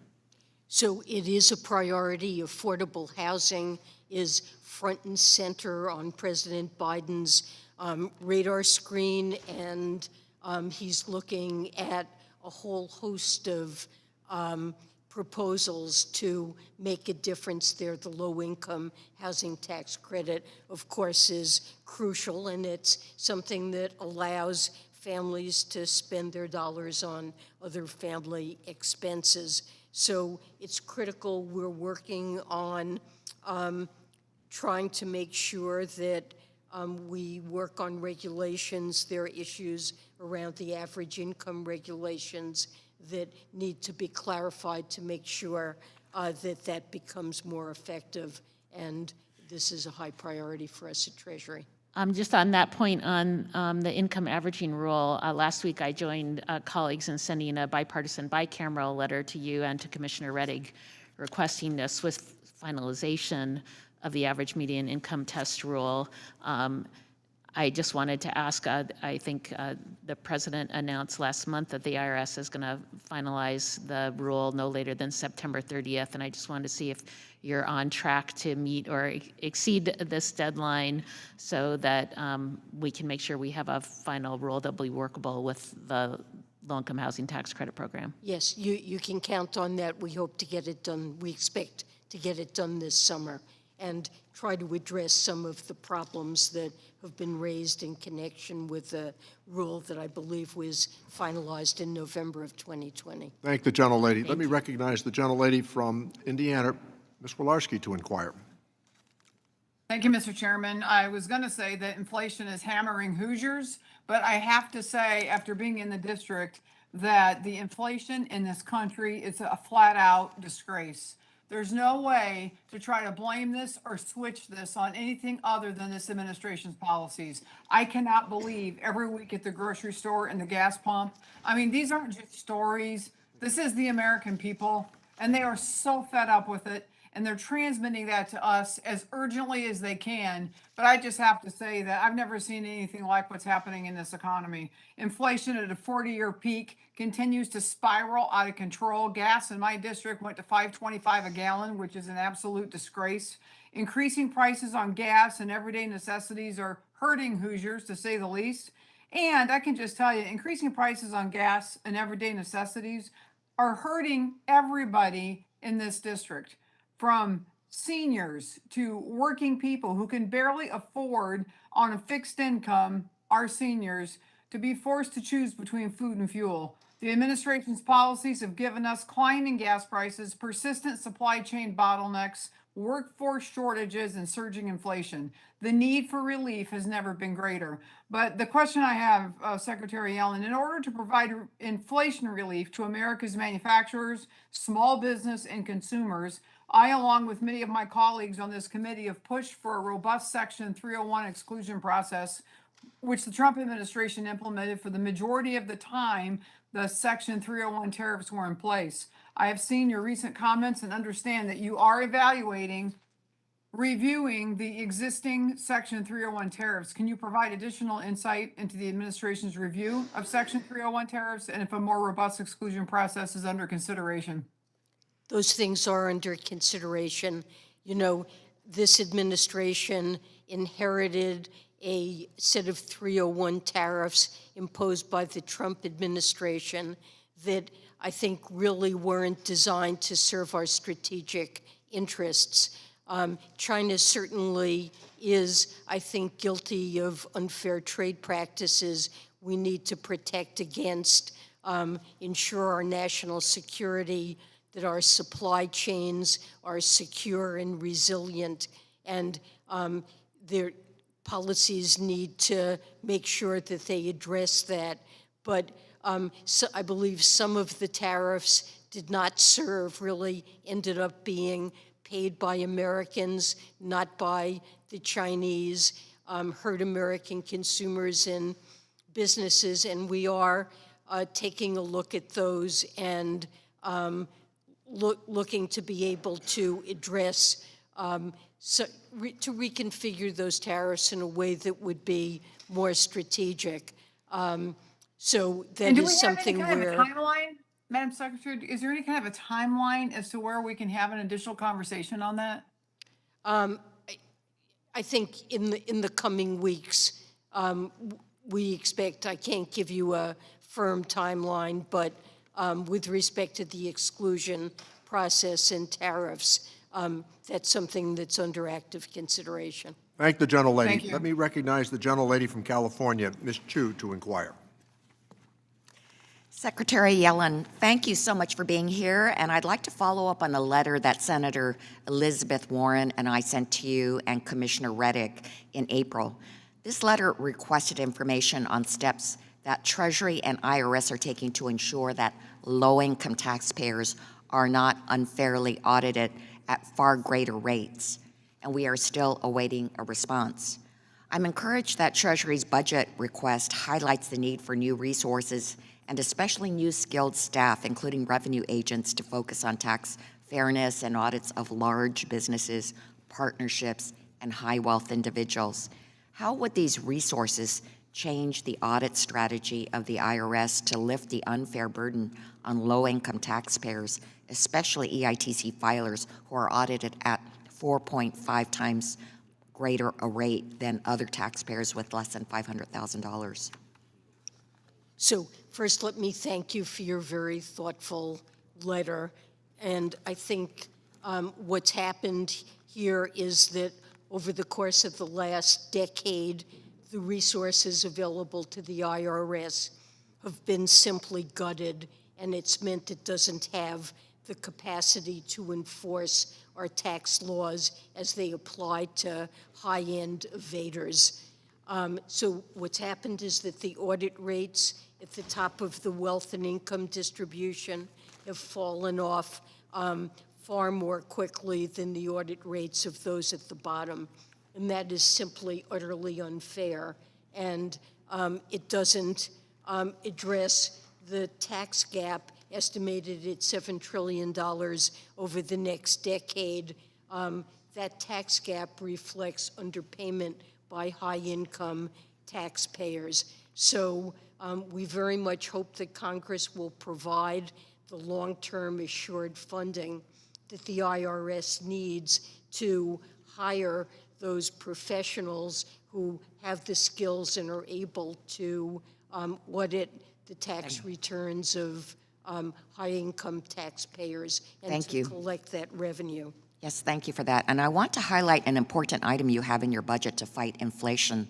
It affects my area of Southern California, which is one of the most expensive housing and rental markets in the country. That's why I was so glad to see that in addition to increased funding for the Community Development Financial Institution Fund, which assists in providing underserved communities with access to capital and played a critical role in providing them PPP loans, Treasury is also proposing to create a new dedicated CDFI Affordable Housing Supply Fund.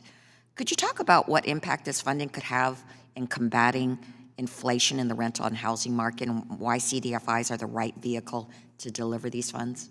Well, affordable housing, of course, we've had a shortage of that dating to before the pandemic, and it's only been worsened by recent trends. Rental prices are rising very rapidly, and so it's become a very critical issue. And CDFIs have the capacity to be able to make loans and understand communities that often lack access to funding for affordable housing. So we think this is an initiative that could be very helpful. Thank the gentlelady. Let me recognize the gentleman from Michigan, Mr. Kildee, to inquire.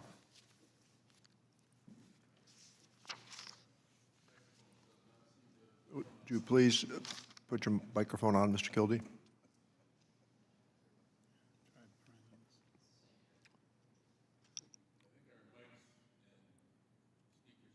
It was not intentional.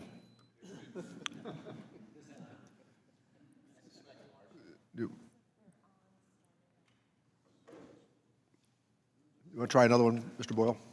Testing. Okay.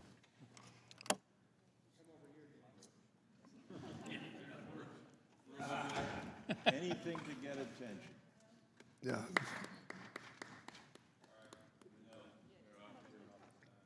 In 10 years, you'll be able to get up to the top row. It's working over here. They're working, it's working right here. Okay. Mr. Kildee is recognized. All right. Thank you, Secretary Yellen. Thank you, Mr. Chairman. for holding this important hearing. Thanks for being here. There are two issues I would like to raise with you, if I could, that are specific to people that I represent. One has to do with the injustice affecting thousands of Michiganders and others around the country, the Delphi salaried retirees who, as you may know, in concert with General Motors bankruptcy, when that bankruptcy occurred, this subset of employees were really singled out and suffered draconian cuts to their pensions under the PBGC management. Some of them losing 70% of their pensions, 20,000 of these retirees affected, thousands of whom I represent. I've introduced bipartisan legislation and bicameral legislation, the Susan Muffley Act, along with Senator Sherrod Brown in Ohio, that would restore the benefits of the Delphi salaried retirees. And I know that President Biden has indicated that he supports finding a remedy for these retirees. And so I'd like to ask if you have thoughts or could articulate what the administration's position may be on the legislation that we've introduced. It's bipartisan, bicameral, and would address this issue. So first of all, let me say, I know this is an issue that's been difficult to resolve, around for a long time, and that the issues are complicated. Strongly support attempting to find a legislative solution. I'd be glad to have my staff look at the legislation that you've proposed, to give you a reaction, and try to be helpful. We certainly support a legislative solution. Well, I do appreciate that. I know we've made effort to try to resolve this short of a legislative step, but it seemed that that was going to be the only resolution. We've come up with a legislative solution that, again, has bipartisan and bicameral support. So I look forward to working with your team to try to find a path forward on this. The second issue has to do with another important aspect of the challenges that the communities I represent face, and it has to do with the Opportunity Zone legislation, which, as you know, passed in 2017, has afforded fairly significant incentives for investment in chronically distressed census tracts. Unfortunately, when the legislation was drafted, it excluded some of the most logical locations for investment, including census tracts that, like the one I represent in Flint, the old Buick City site, that has zero population. It's an entire census tract, and as a result of it, it has no data to qualify it for Opportunity Zone status. We have introduced legislation that would identify these particular circumstances and include them as eligible Opportunity Zone tracts. It's the most logical use of the tool, as a matter of fact. And I was hoping that you might offer your thoughts or support from the administration on this fix that we've come up with. Well, I'm aware of this issue, and it seems like one that does call for a legislative solution. As you know, under TCJA, the Opportunity Zones had to be designated by the governors within 180 days of the law's passage. So there really isn't anything that Treasury can do on its own to change the designations. So I think a legislative fix is in order here. Thank you very much, Secretary Yellen. I appreciate all your work, and I yield back, Mr. Chairman. Thank you. Thank the gentleman. Let me recognize the gentleman from Illinois, Mr. LaHood, to inquire. Thank you, Mr. Chairman, and Secretary Yellen, welcome. Frankly, Secretary Yellen, I wish you would be here more. With everything going on in the economy, I think this is the second time you've been here in 18 months. Madam Secretary, like so many of my colleagues here today have talked about it, I just spent the last 2 weeks in my district in central and west central Illinois, and the two biggest issues are gas and groceries. That's what everybody talks about. It transcends everything. And you look at what inflation has done, and it's really a tax on the American people. And the people that make the least are the ones that are most affected by it. To highlight this, 2 weeks ago at a gas station in Peoria, Illinois, in my district, Beechler's gas station, we lowered the price of gas with an organization, Americans for Prosperity, to $2.30.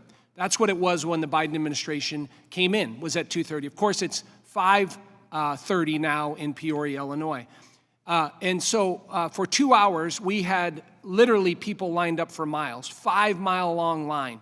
And I talked to a lot of those folks, single moms, working families, low-income folks that we're filling up with gas, and just extremely frustrated, and the level of anxiety and people that are real fearful of what's going on in the economy. And so as I listen to you here today and I look at what's not been done by this administration, it's really perplexing in a lot of ways on whether the administration is tone deaf or unaware or becoming aware of it right now. I go back and I look at what President Obama's Treasury Secretary Larry Summers said, alerting the administration in February of 21 about the fear of this and what was going to happen and why something wasn't done there. So I want to pivot for a second and talk about the budget of the Treasury Department, because that's what we're here today to discuss. As I look at the Biden administration's FY23 budget proposal, the budget proposal includes $4 trillion in tax hikes on U.S. companies, including targeted tax hikes on U.S. energy, as I look at the budget.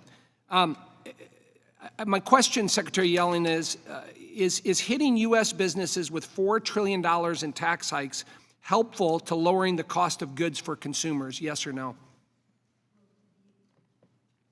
To the extent that inflation is a matter of demand and supply, some deficit reduction certainly seems like it's appropriate to complement the steps that the Federal Reserve is taking to bring down inflation. But look, gas prices are an enormous problem. You're absolutely right about that. It's an enormous burden on American households. We need to do everything we can to address that, and the president is doing that. It is a global market. Gas prices track global oil prices. Well, this is a problem all over the world. I understand that, Madam Secretary, and I have limited time. You know, when we look at, again, the work shortage out there, again, can't find enough truck drivers, can't find enough nurses, not enough engineers, mechanics. So again, I look at your budget and trying to figure out how $4 trillion in new taxes is good for the labor market. And then secondly, you know, fuel affects everything, manufacturing, production of food, transportation. I don't think taxes is the path to do that. I know my time has expired. Mr. Chairman, if I could just submit for the record a document from Republican Committee on House Ways and Means titled Mythbuster, No, the Child Tax Credit Doesn't Reduce Poverty by Half, and it discourages work. Thank you. Ordered. Let the gentlelady respond to that if you'd like, Madam Secretary. No, it's fine. Okay. With that, let me recognize the gentleman from New York, Mr. Higgins, to inquire. Thank you, Mr. Chairman. Madam Secretary, thank you for being here. During the past 24 months of the COVID pandemic, there are various estimates as to how much we've spent, $4.5 to $5.5 trillion.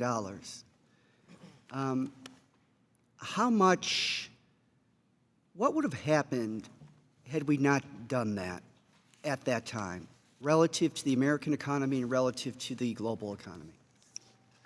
Well, we faced, when President Biden was elected, the possibility that unemployment would stay at exceptionally high levels for a very long time. We could have had a situation, it certainly was a risk, as great as the Great Depression. And I think that that was the overwhelming risk facing the administration. When you remember that the biggest burdens fell on the lowest income households, both the health burdens and the economic burdens, it was critical to make sure that we didn't have a generation that was scarred, whose lives would be impacted forever. And the success of the policy that was adopted is that we have an economy with the strongest labor market, arguably in the entire post-war period. And workers are finding new work that pays them higher wages. The quit rate, which is in a way a measure of how secure workers feel about their outside opportunities and the outside offers they're getting, that has reached records. And household financial security, the average balances that even the lowest income households have in their bank account has gone up. The Federal Reserve recently conducted a study. They routinely ask households, could you afford a $400 unexpected expense? And since the survey started, the most recent is the largest fraction of Americans who said that they could manage a $400 expense. So we've had a real recovery. The job market is strong. Without question, inflation is way too high and has to be brought down. But most of that reflects issues related to the pandemic as it's affected global supply chains, caused shortages of things like semiconductors, and energy and food prices that have been dramatically impacted globally, the United States and elsewhere, by Russia's war against Ukraine. Well, Madam Secretary, I must tell you, I admire your response, because typically it's members to take up most of the time of those they're questioning. My time's up. But I just want to, you subscribe or support the statement that because of what we had to do in the short term, put out a lot of money into an economy that's 70% consumption, that we had too much money chasing too few goods. And to what extent is that the reason for the inflationary rate as it is today? I know about global supply chains, I know about disruption, I know about gas prices, but I'm just curious that, what is the answer if you have to do something in the short term to save the economy from collapsing, but the longer term or intermediate term, that creates a problem like inflation? Answer briefly, please. Yes. Madam Secretary. So that spending produced excellent rewards for Americans, and at most it contributed modestly to inflation. Thank the gentlelady. With that, let me recognize the gentleman from Pennsylvania, Mr. Boyle, to inquire. Yeah, thank you. Thank you, Madam Secretary.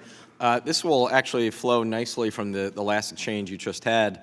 We look at the labor market, as you pointed out.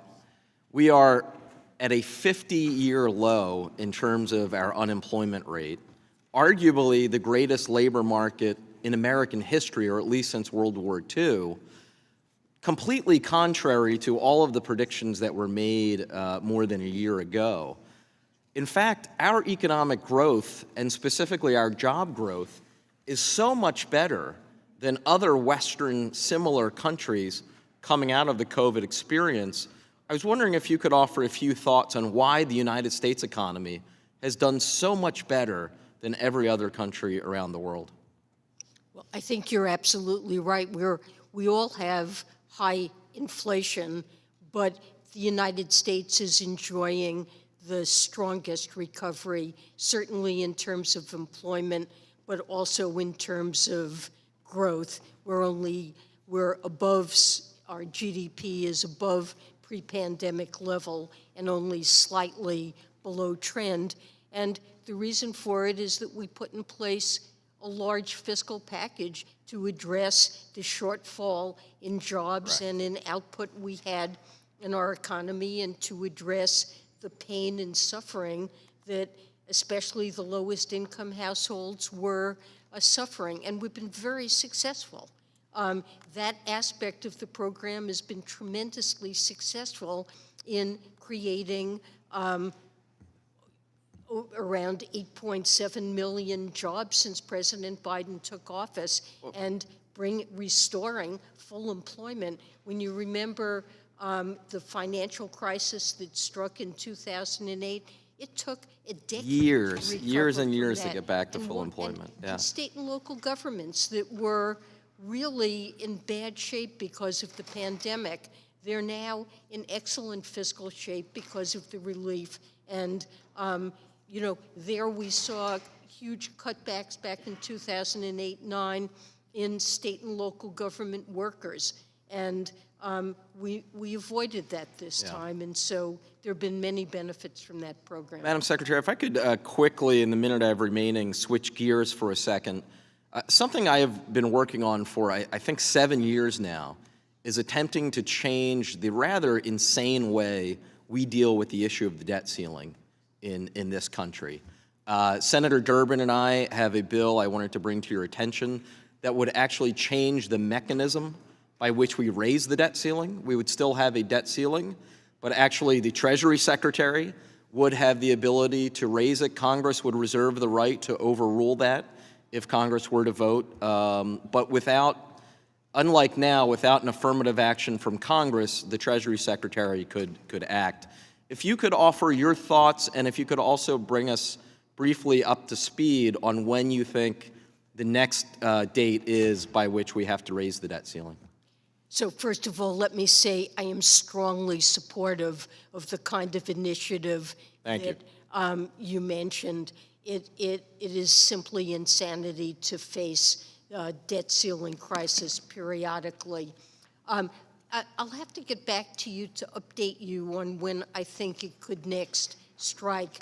We have had enormous positive surprise in terms of tax revenue and deficit reduction, I think reflective of the strong recovery, and hopefully that's pushed out. I thank the gentleman. Let me recognize the gentleman from Ohio, Dr. Winstrup, to inquire. Thank you, Mr. Chairman. Thank you, Madam Secretary, for being here. You know, of critical importance is in realigning our nation, of critical importance to us is realigning our nation's supply chain.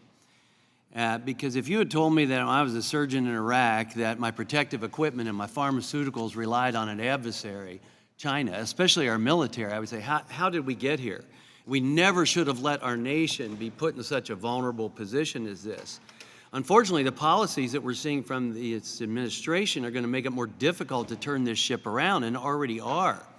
You know, by pouring trillions of dollars more into the economy than is necessary, we have fueled an inflation crisis, and it's the likes of which most Americans have never seen.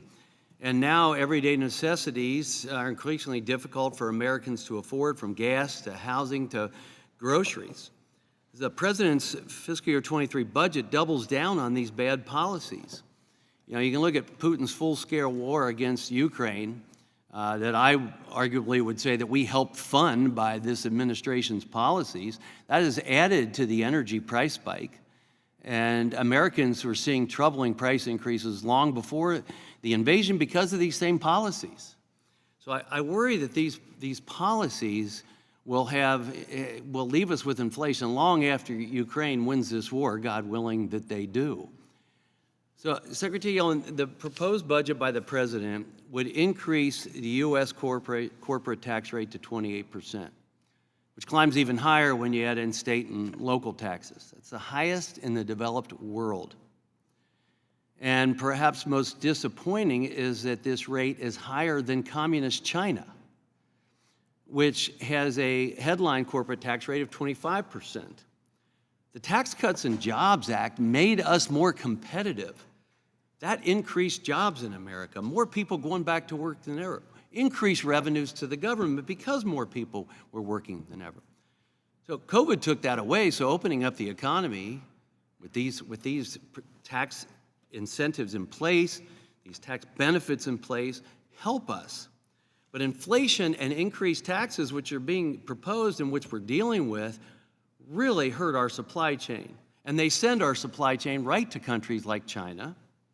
And that's the last thing we need, because it's dangerous. When our supply chain is at risk, it's dangerous for our nation's economic security, our nation's national security, and our nation's health security. So how are we going to accomplish turning around and solving our supply chain problem when the administration is advocating for policies that are proven to send suppliers and jobs overseas while making the United States less competitive than the very adversaries that we're trying to compete against? We're very focused on supply chains and agree that they need to be made more resilient. And I would strongly disagree with your assessment, both of the Tax Cut and Jobs Act. It resulted in very substantial losses in corporate tax revenue.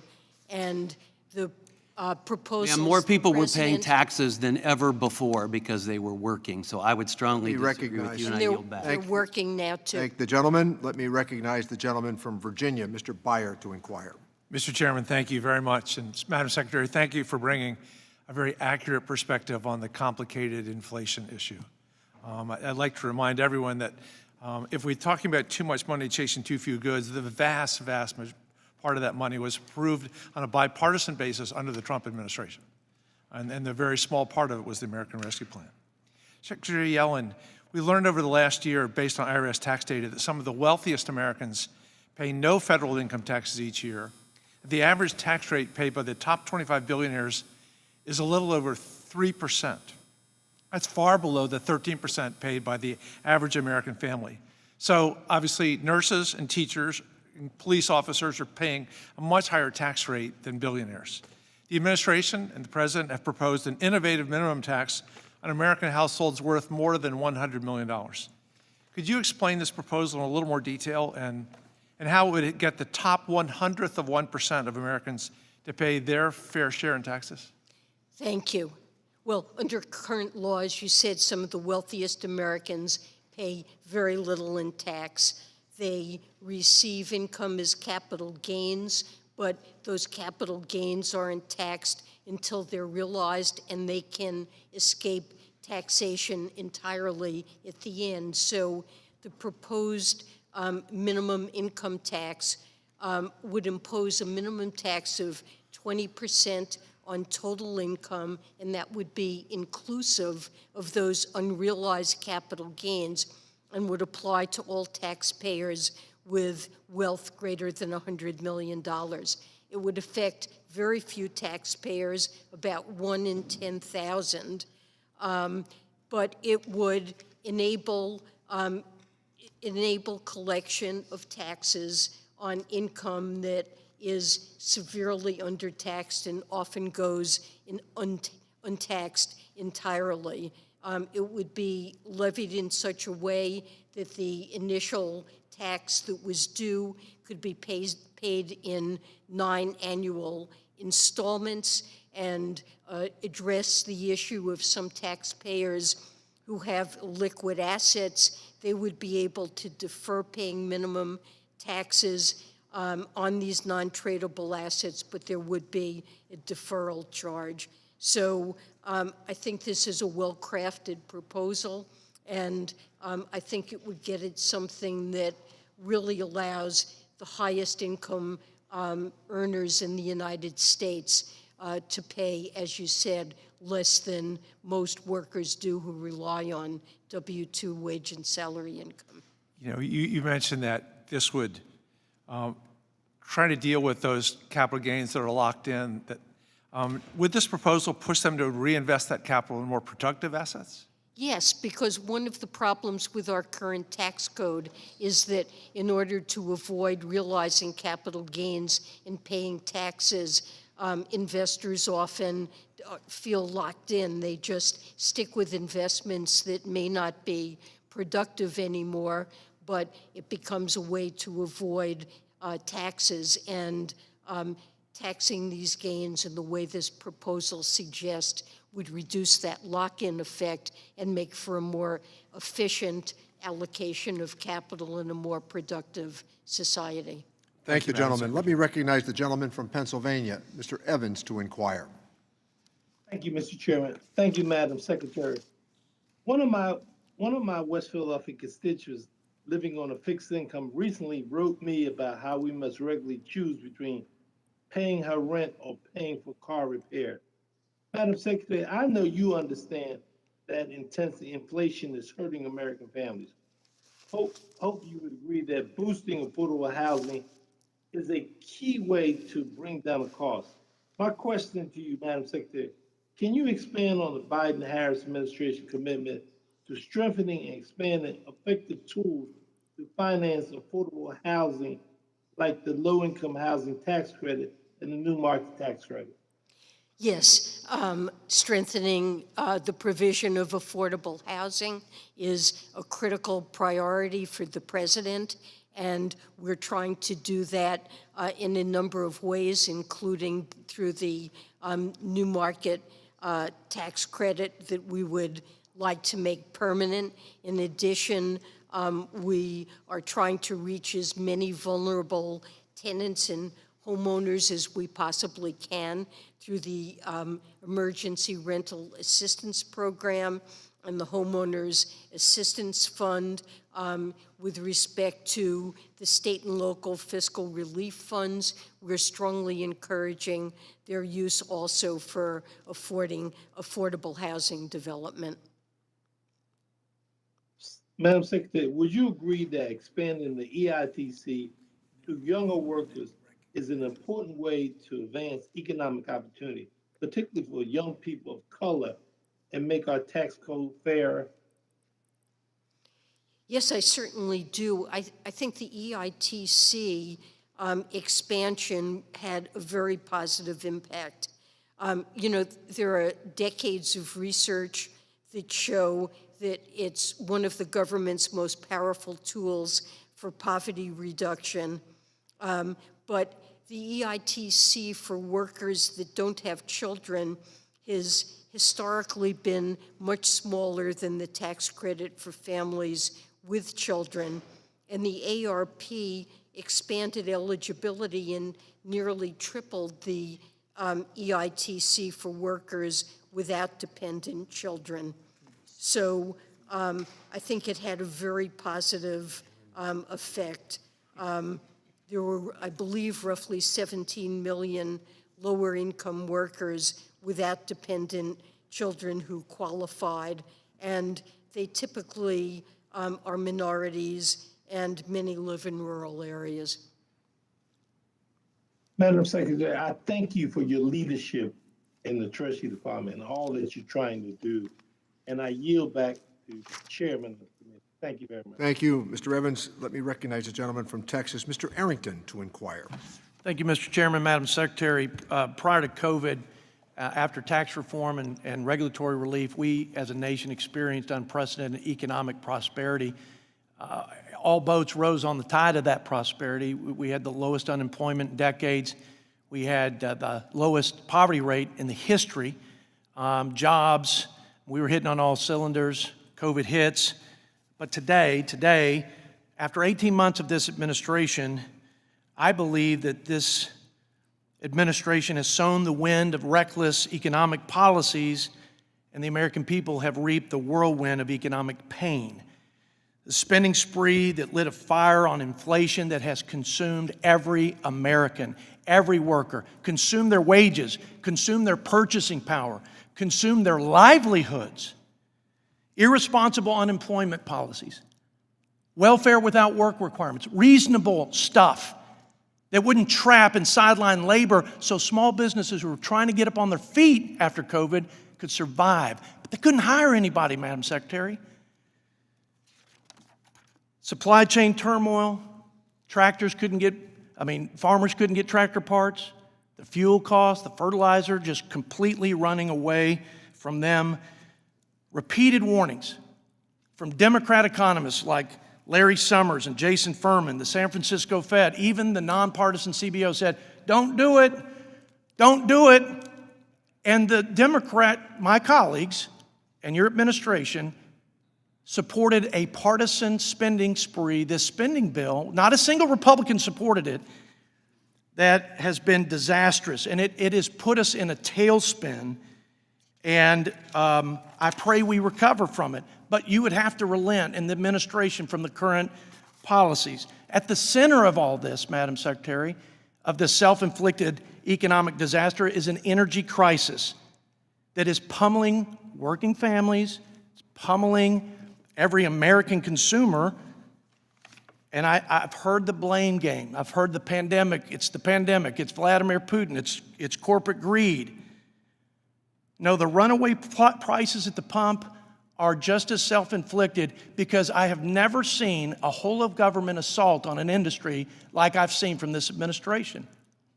With all due respect, It is unbelievable that an industry that has blessed our country with safe and affordable and clean supply of energy, the lifeblood of the greatest economy in the world, and does it better and more environmentally friendly than anybody in the world, and there is a relentless assault, and we wonder why the prices are completely out of control at the pump. And then you got this Treasury Green Book with $45 billion in punitive taxes on that industry. This after the litany of things, canceling pipelines, more regulations. When you tax and regulate something, you get less of something. You get less of something vis-a-vis demand, consumers are going to pay more. My question is, instead of going to Saudi Arabia, will this administration, will you and the president commit to coming to West Texas? Because this president hasn't set foot near any oil and gas facility, not production, not refining, not any operating facility in the United States, but he's going to Saudi Arabia to plead with a foreign country to produce more oil and gas to get us out of this mess. That's backwards. It's upside down, it's irrational, and I would like for you to please come see us in Texas so we can explain why we are where we are and help you get us out of this mess. I yield back. Thank the gentleman. Let me recognize the gentleman from Illinois, Mr. Schneider, to inquire. Thank you, Mr. Chairman, and thank you, Madam Secretary, for joining us today and for your leadership amid these unique economic times. I especially appreciate your commitment, stated again today, to tackle inflation, which I'll get to in a moment. First, I want to touch on helping ensure that U.S. companies, our companies, remain best positioned to compete in the global economy. And in that context, I want to comment on the newly finalized foreign tax credit rulings. I want to thank you and your team for being responsive to the concerns that my colleague, Mr. Hearn, and I, and 8 others members of this committee raised in a recent letter. I was glad to hear that the Treasury is considering issues we raised, a safe harbor on the royalties issue and additional guidance on the cost recovery provisions. And in light of the forthcoming guidance, which I applaud Treasury for providing, I do believe there's a case to be made for a modest delay in the effective date for certain of the coming FTC changes. When you were asked yesterday about a delay in your testimony before the Senate Finance Committee, you said that any changes made to these regulations could be applied retroactively. Yes. I think pausing the effective date until Treasury is able to provide new guidance would provide taxpayers with the information they need to better guide their long-term tax planning. And I have a concern that any retroactive relief would not make up for the current uncertainty surrounding this. I know we can talk about that, but I have limited time, so let me just say I appreciate the opportunity, look forward to continue working, but I want to shift to inflation. I think we can all agree that inflation is a very real problem, creating very real challenges for all Americans. In Illinois, gas is over $5 a gallon. Prices for food, housing, and basic living expenses are rising. I also think there's agreement that inflation is a global issue being driven by global factors, the pandemic and associated lockdowns, and then the subsequent bounce back when things reopen. Putin's war on Ukraine, worker shortages, computer chip shortages, supply chain disruptions, and as you said, the worldwide supply chain disruptions, especially to food and energy. Lots of table pounding and finger pointing here today, but I think a more objective assessment of where we are has to conclude that in a complex and challenging global economy, the United States is in a very strong position to tackle the challenges of inflation. As you noted in your opening statement, Congress passed the CARES Act, the Consolidated Appropriations Act, and the American Rescue Plan. From your perspective, in the little time we have left, where would we be if Congress hadn't acted, and what actions should we be taking now to have the biggest impact to help all Americans and to bring down the rate of inflation? The American Rescue Plan had enormously favorable effects on the economic recovery. We have recovered and created more jobs than any country in the world. All developed countries are suffering from high inflation, but we've had a miraculously rapid recovery and regained full employment. And I hate to think about what the situation, especially of low-income households, would be without the help that was provided by that plan. And their financial positions, although inflation is a very serious concern and has to be addressed, their financial situations are generally quite strong. Going forward, I think the president is doing everything he can to address high energy costs, to shelter costs. Rents are the largest single item in household budgets. Rents are increasing at a rapid rate. Building affordable housing is critical. But I believe Congress and the administration can legislate programs that would cut critical costs that Americans face, whether it's for prescription drugs, for healthcare costs more generally, for utility costs. Over the medium term, the clean energy proposals that were in the House passed Balanced Budget Act. The House passed Build Back Better Act, would end up lowering utility costs for households. Thank the gentleman. Let me recognize the gentleman from California, Mr. Panetta, to inquire. Thank you, Mr. Chair. Madam Secretary, welcome and thank you for your service. Obviously, we've talked a lot about things that have happened, but I also want to talk about looking forward. Clearly, the question that is on a lot of people's minds is recession. And obviously, we heard, a gentleman this weekend talk about a hurricane off the coast, but what type of category are we dealing with when it comes to the type of recession that we may face and most likely will face coming up here? We've had 12 recessions since 1945. Can we learn from those recessions? Well, I think it's hard to look back because we're in a different position at this point. We're in a different position because we had a COVID-induced shutdown and we had the government-induced stimulus. So actually, we're in a position of strength to deal with any sort of recession that comes upon us. And I think that's because of the fiscal policy that we put in place during the pandemic, a fiscal policy that has led to high savings, low debt, a record unemployment rate, a record job creation rate, and a record small business creation rate.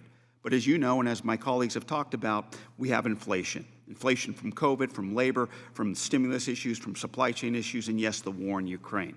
But despite that, we are on solid footing, and the U.S. is resilient. We have cash and savings, our companies are at bumper profits, our housing market remains hot, and our banks are strong. But there are vulnerabilities, especially when it comes to energy prices. And that's not just in the U.S., that's throughout the world, especially in Europe, as they wean themselves off Russian oil and gas. And in the United States, where we have a tidal wave, still a tidal wave of demand. When it comes to gas prices, Madam Secretary, isn't it true that the President has little power to control the price of gas?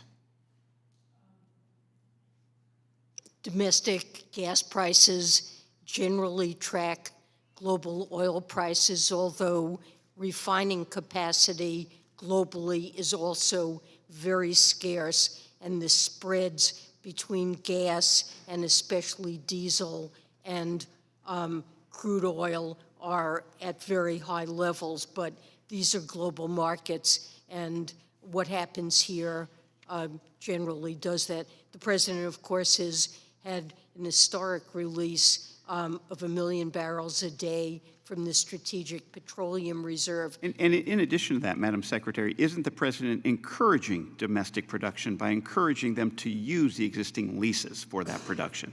Absolutely. And isn't the President encouraging our international partners to increase their production as well? Absolutely.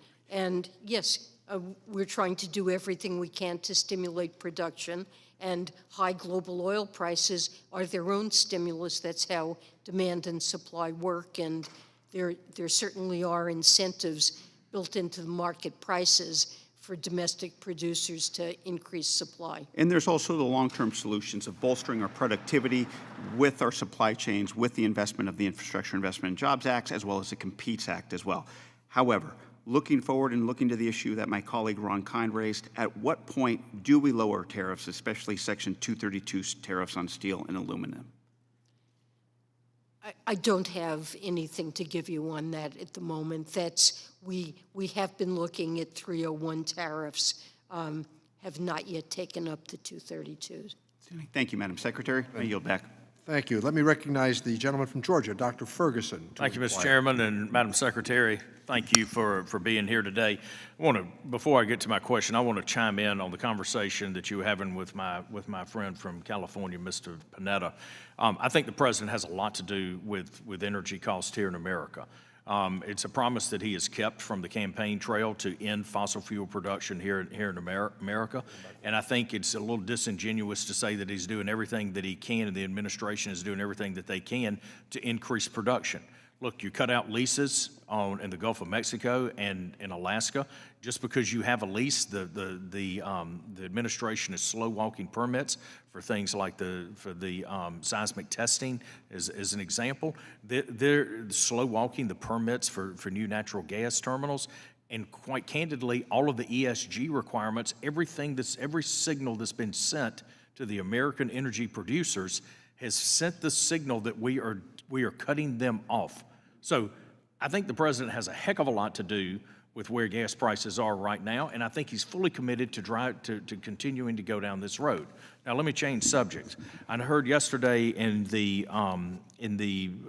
your Senate Finance Committee that you said that the release of private data was illegal, and you took it very seriously. I was glad to hear you say that in reference to the ProPublica writings and the release of that data. Has the FBI acted on your referral that you're aware of? They've taken the referral, as have the other enforcement agencies, and I have not yet heard what the findings are that they have.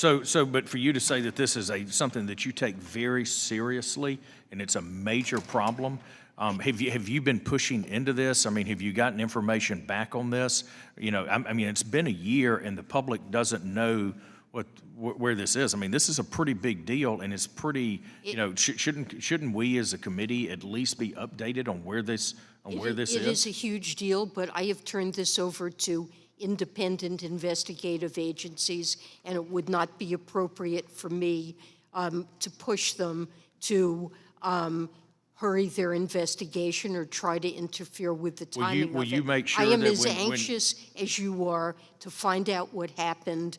I have asked when findings may be available. I don't have any. Madam Secretary, if that's a huge deal for all of us, and I hope that you will stay committed to that. Let me ask you this question, and do something a little different. Do you think the administration, or do you expect the administration to get involved and to work with the Department of Education to use taxpayer information to verify income information if they make over $150,000, specifically related to student loan provisions and student loan forgiveness? Do you think do you anticipate a point at which the IRS would be involved in this topic? I've not yet been presented with that issue. I will have to look into it. I don't know what the status of that is. Okay, thank you. Mr. Chairman, I yield back. Thank the gentleman. Let me recognize the gentlelady from Florida, Ms. Murphy, to inquire. Thank you, Mr. Chairman, and thank you, Secretary Yellen.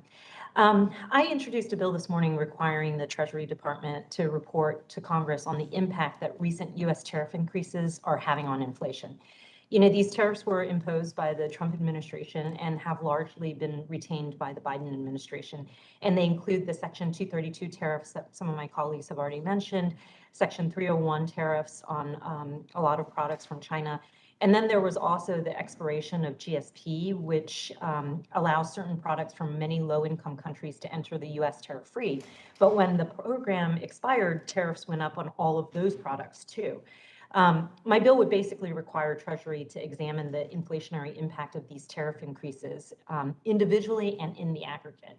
And I know I don't have to tell you this. You know that tariffs are the equivalent of a tax on American families and American businesses. And yet I think these 232 tariffs are kind of hard to justify on national security grounds, and they've definitely alienated our partners. And then when you look at the 301 tariffs, they've failed to change China's abusive trade practices, and they've actually just ended up hurting American households and companies. And I keep hearing that these tariffs gives us leverage over China, and that just to me feels at this point like a stale talking point and not really rooted in reality. But in light of the high inflation in this country, I think the case for repealing or reducing these tariffs becomes even stronger. And you may be familiar, but the Peterson Institute estimates repeal could reduce inflation by 1.3%. And while it wouldn't solve the problem, it would be a meaningful step. And I think for American families and my constituents, every single dollar of price relief counts. So basically my questions for you, Secretary Yellen, are, first, do you believe these tax increases contribute to inflation? And has your agency estimated the inflationary impact of these tariffs? And if you haven't, do you think the federal government should conduct this study just like outside economists have? You know, you don't need my bill to pass in order to undertake that kind of study. You could do it right now and have the information for a way to address inflation that is hurting so many American families. So we're currently reviewing our tariff policy, certainly with respect to China. And, you know, I think some reductions may be warranted, could help to bring down the prices of things that people buy that are burdensome. I want to make clear, I honestly don't think tariff policy is a panacea with respect to inflation. Goods account for only a third of consumption, and it's not clear exactly what the incidence and pass-through would be. But it's certainly, look, we inherit, China has been guilty, I believe, of many unfair trade practices. And we have reasons from national security in terms of supply chain resilience. We may have very good reasons to. When do you think you will be making some of these decisions? What's the timeline? Because our constituents are suffering from inflation, and any little bit of help would matter greatly to them, and they can't wait on us to drag our feet on this. The administration is looking at this now. Thank the gentlelady. Let me recognize the gentleman from Kansas, Mr. Estes, to inquire. Well, thank you, Mr. Chairman, and thank you, Secretary Yellen, for joining us today. Secretary, you told Dr. Winstrup that corporate tax revenues had decreased significantly since enactment of the GOP tax reform in 2017, and that's not consistent with the facts. Mr. Chairman, I'd like to introduce for the record this report by the Tax Foundation, which cites official CBO data. So ordered. You know, after the GOP tax reform in 2017, corporate tax revenues for the first half of fiscal year are already 22% higher than last year, and last year was already a record high in terms of tax receipts. So I just wanted that on the record about that actually the tax reform did result in higher tax receipts. You know, it kind of seems a little bit, we've talked a lot about different things. Today kind of seems like Groundhog Day from a year ago when Republicans talked a lot about inflation and the concerns and where we were going. And at that point in time, it was being called transitory, and now we're being told that it's not the administration's fault. You know, I go back a little bit. Some of these things have already been mentioned, but, you know, there's a lot of economists, including Democrats like Larry Summers and Jason Furman, who were sounding alarm bells. Republicans on the committee were sounding alarm bells. You know, last year, I'd like to enter several op-eds that I entered last year. One from July 1st of 2021, an op-ed entitled "Biden's Economic Crisis, His Wasteful Spending Will Crush the Recovery. Here's what we have to do." An August 6th, 2021 op-ed entitled "Fiscal Conservatism is Still the Best Way to Beat Inflation." And an October 6th, 2021 op-ed titled "Temporary Inflation is Still Here." I'd like to enter those to record. Thank you, Mr. Chairman.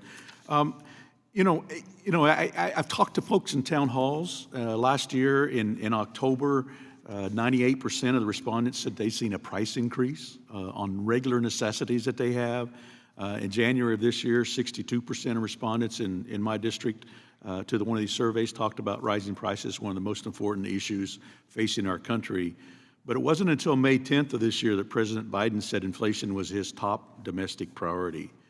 Why did it take you and President Biden so long to recognize this issue as an issue for American families and small businesses?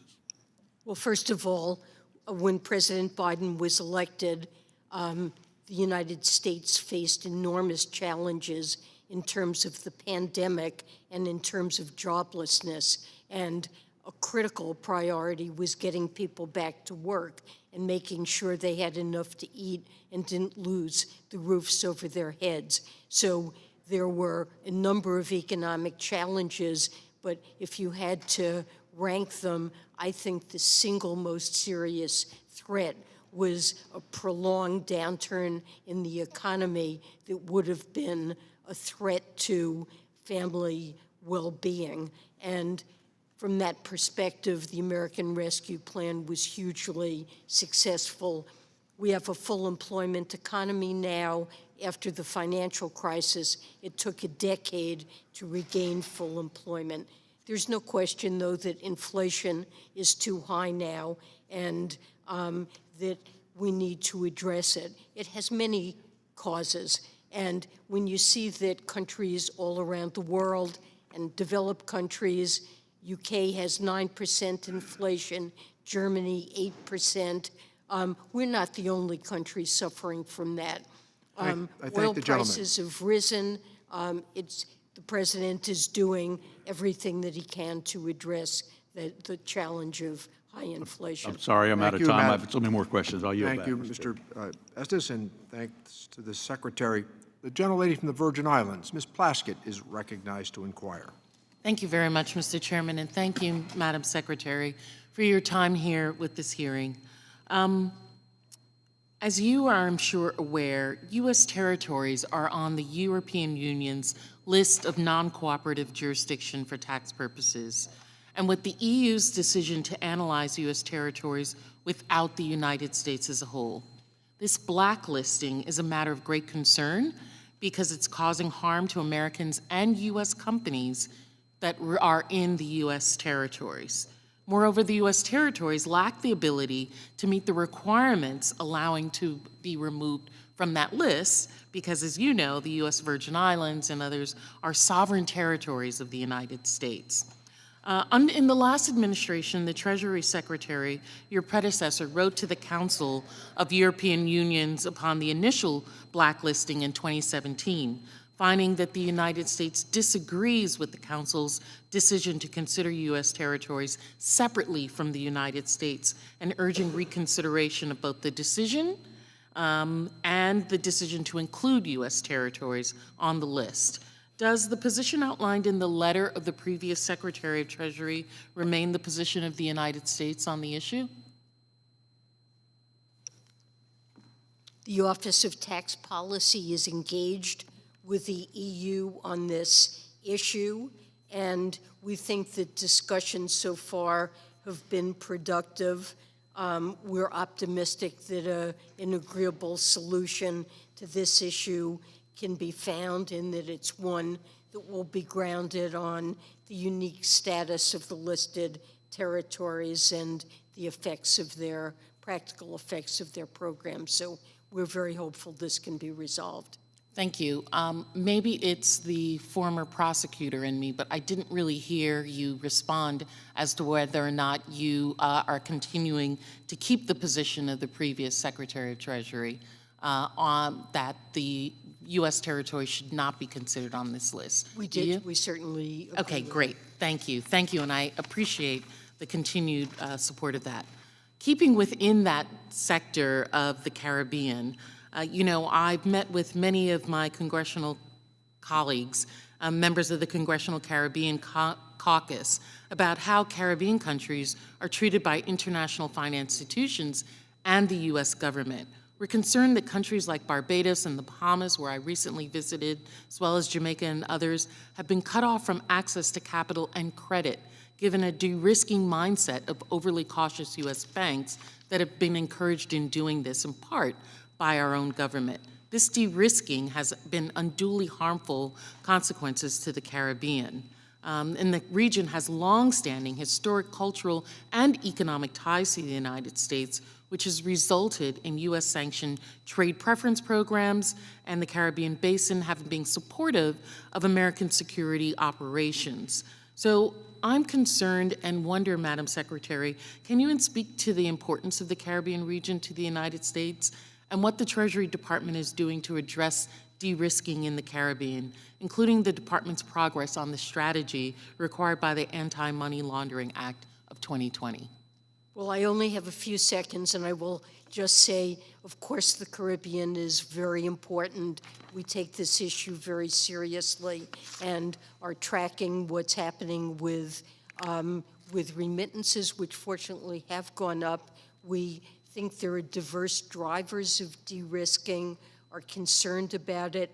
One contributor is sometimes AML, CFT concerns, and realize it's important for foreign financial institutions to make sure that they mitigate those risks, and we would be glad to provide assistance. Thank the gentlelady. Thank you so much. Let me recognize the gentleman from Pennsylvania, Mr. Schmuckert, to inquire. Thank you, Mr. Chairman. You had mentioned the importance of reducing deficits and debt. We agree that that's important going forward. Is that right? Just confirming that. Well, agreeing on deficits, Yes. it's desirable to reduce. And I was glad to hear that the president seems to have come to that realization recently as well. I want to show you, though, I have a chart that shows the deficits on an annual basis. And you can see this is 2019. We have essentially 2.5 years that were affected by COVID, which we all allow for that. We know that the spending was higher than, it was all deficit spending, by the way. But the year after COVID, the first year of the budget that we're here discussing today, is higher than the deficit was before COVID hit.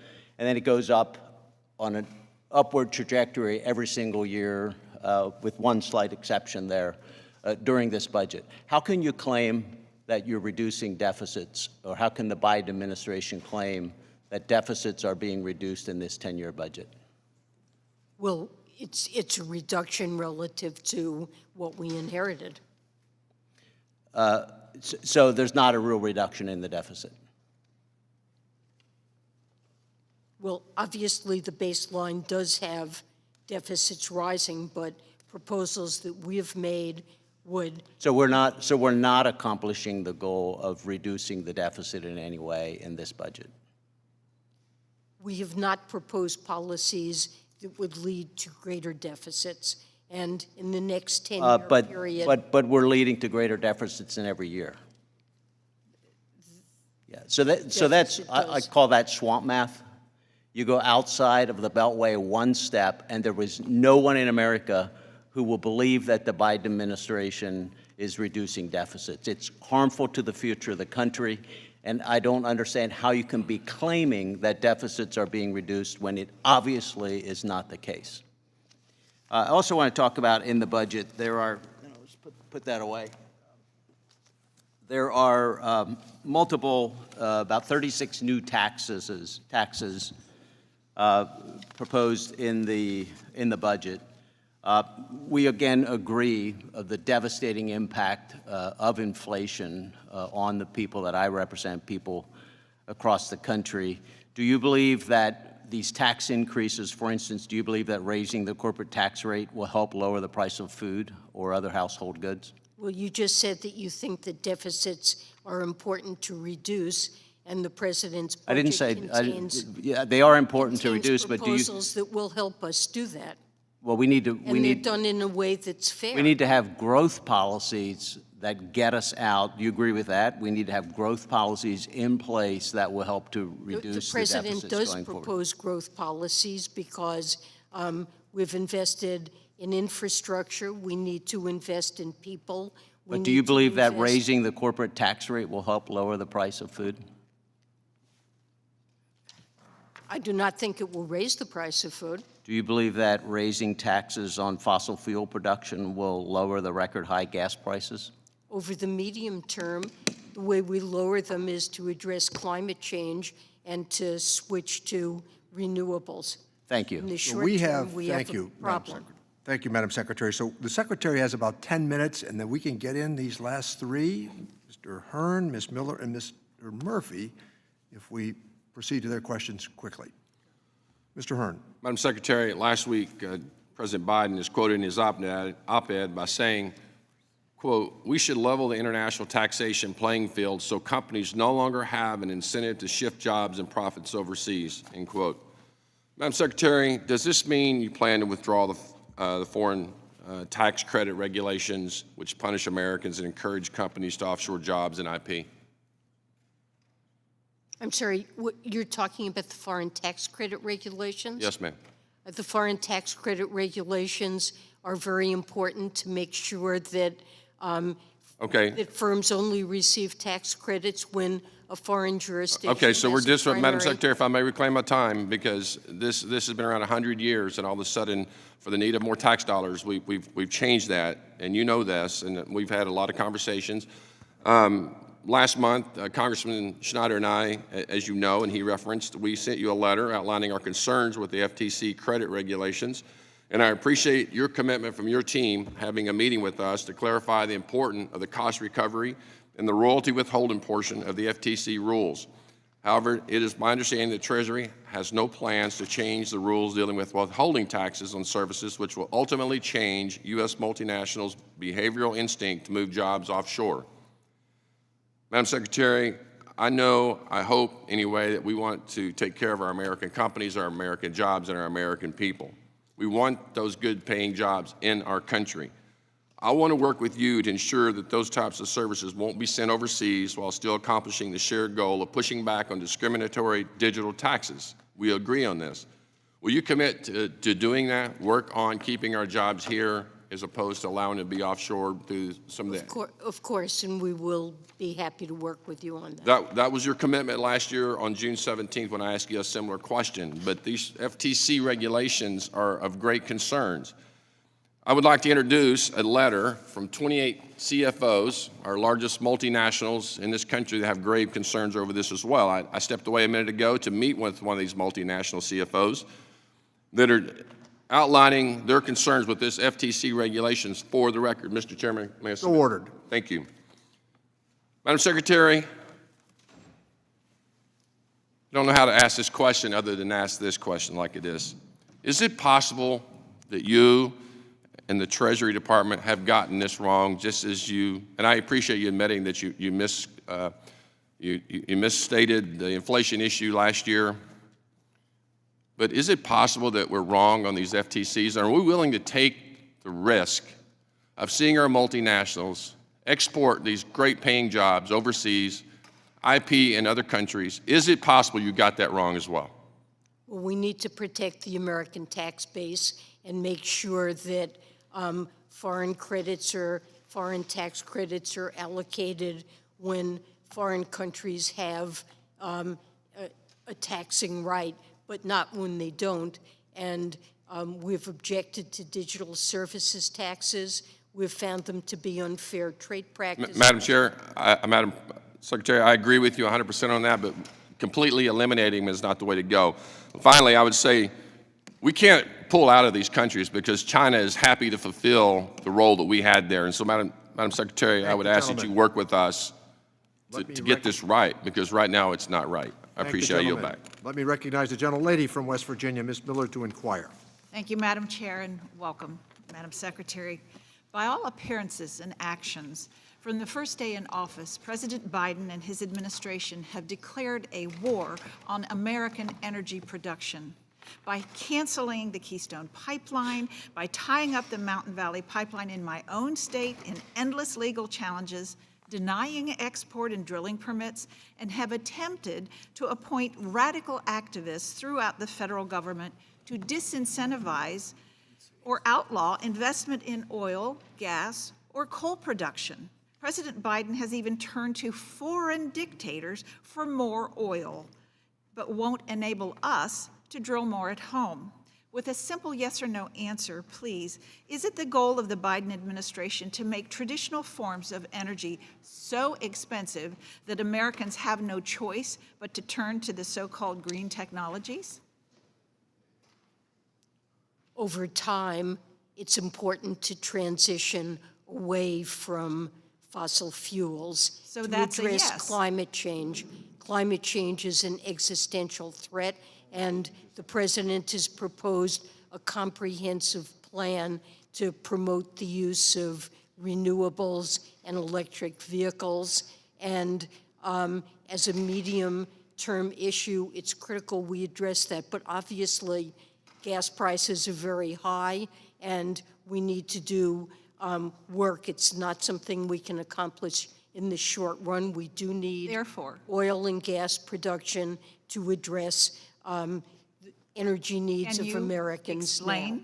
what the President's administration is doing to lower the price of gas at the pump, which is twice as expensive today as it was than when he took office, and the natural gas for our homes, which is 3 times more expensive than it was a year ago? These are global markets, mainly certainly for oil, although not for natural gas. And oil prices have risen globally, most recently and dramatically because of Russia's war on Ukraine.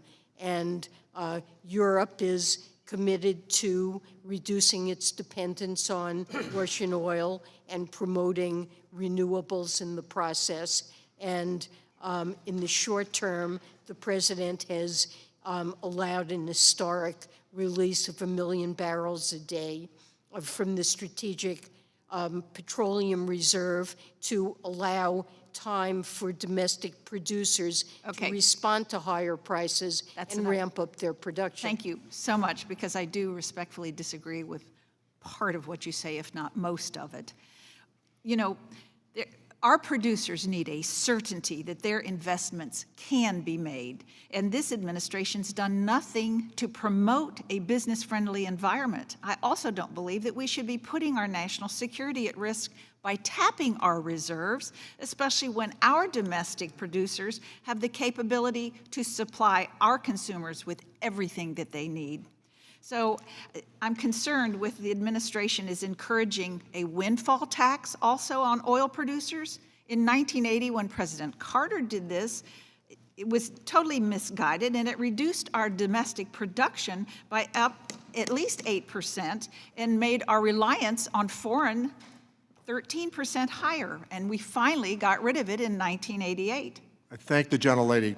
Let me recognize the gentleman from North Carolina, Mr. Murphy, to Thank you, inquire. Mr. Chairman. Thank you, Madam Secretary. You understand, I'm sure, that this is Congress. This is the people's house. We go back to our districts and we actually talk to the people who are at the pump, buying gas in the grocery store, as opposed to President Biden, who's been in D.C. for 50 years. There's been a common theme that throughout his presidency of so many self-inflicted crises that he is tone deaf to what's going on to the American people. And I will point out 2 things that have been a little bit fallacious in the discussions here today. We talk about the job growth and everything. The unemployment rate prior to the epidemic in the Trump administration was the lowest it had been. During this pandemic, we fired people for not getting vaccinated. People came out of their jobs. All that's happening is people returning to jobs. We also know that during the Great Resignation, many people eliminated themselves from the workforce. So on one hand, people want to blame the pandemic for what's going on today, and other people want to take credit for what's going on today. We know for a fact that since Biden took office, the inflationary rate in this country rose. It was 7.9% the day prior to the Russian invasion. So to blame fuel prices and everything on the invasion of the Russian dictator is absolutely incorrect. So I would ask you this: how then, in the face of today's skyrocketing inflation, which we all agree is a regressive tax, where we see fuel prices going through the roof, we're about to see food prices double, how can you say and justify that adding $4 trillion in taxes are good for the American people and the inflation that the average American, which Biden just doesn't understand, how can it be good for the average American?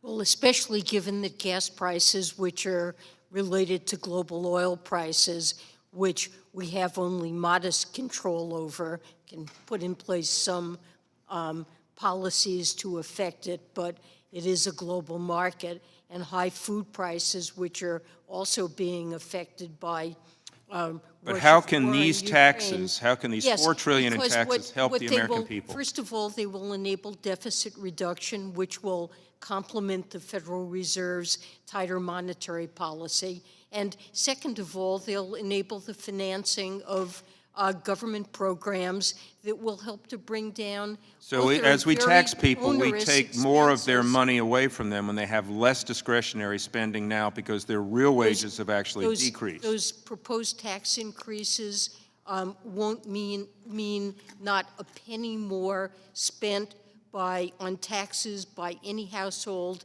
making $400,000 or less. They That's a lot of fall people. entirely on very high-income individuals and corporations that also should be paying their fair share. I understand. And they Thank you. can Let me just finish up finance- with one other question, because corporations are mom-and-pop businesses. They're people with sandwich shops. They're people that run their own grocery stores. Let me follow one thing. The Biden administration now wants to try to plan to cancel so much of student debt, up to $1.3 trillion in student debt. This is, again, another regressive tax initiative because most of the individuals who would benefit from that are higher income earners. It's well documented, and Mr. Chairman, I'd like to submit for the record one particular document that canceling student debt will add to inflation. Do you believe that's a good idea? So ordered. Without objection, it is included in the record. No decisions have been made about student debt. Do you agree that it would add to the inflationary pressures of the country today? Depends on how it's done. I'm going to proceed now to conclude with Mr. Horsford in the next 3.5 minutes. Mr. Horsford is recognized to inquire. Thank you for your indulgence, Chairman Neal, and thank you, Secretary Yellen. I didn't come to Congress to defend every federal program. There are federal programs that work and deliver for our constituents, but there are other programs that do need to be reviewed and improved. And my constituents didn't send me to Congress to make political points in committee. They asked me to address critical issues that are affecting them, and the cost of living is one of those issues. Now, we're all aware of the impact that inflation is having on Americans. Some of this is related to global factors such as Putin's war in Ukraine and the COVID-19 pandemic. But some of this includes the inactions here in Congress. We have so much that we could have done and still can do to address the rising cost of living if we work together regardless of party. So I'm asking my Republican colleagues to work with us on this side of the aisle to lower costs on housing, childcare, food, and gas prices, to not make this about politics, but to work together to solve problems. Now, Secretary Yellen, despite the COVID-19 pandemic, the prices for homes in Nevada have reached record highs in recent months. In May, the median cost of an existing single-family home in southern Nevada was $482,000, an increase of more than 25% from May of last year. At the same time, rents have risen almost 25%, ranking Las Vegas metro area #2 in the nation for fastest rising rents. Now, one of the main reasons for this is because out-of-state corporate investors are buying up the limited housing stock in our communities. I recently had Secretary Fudge in my district just this Monday to tour some of these developments and to talk about the need for increased investment in affordable housing.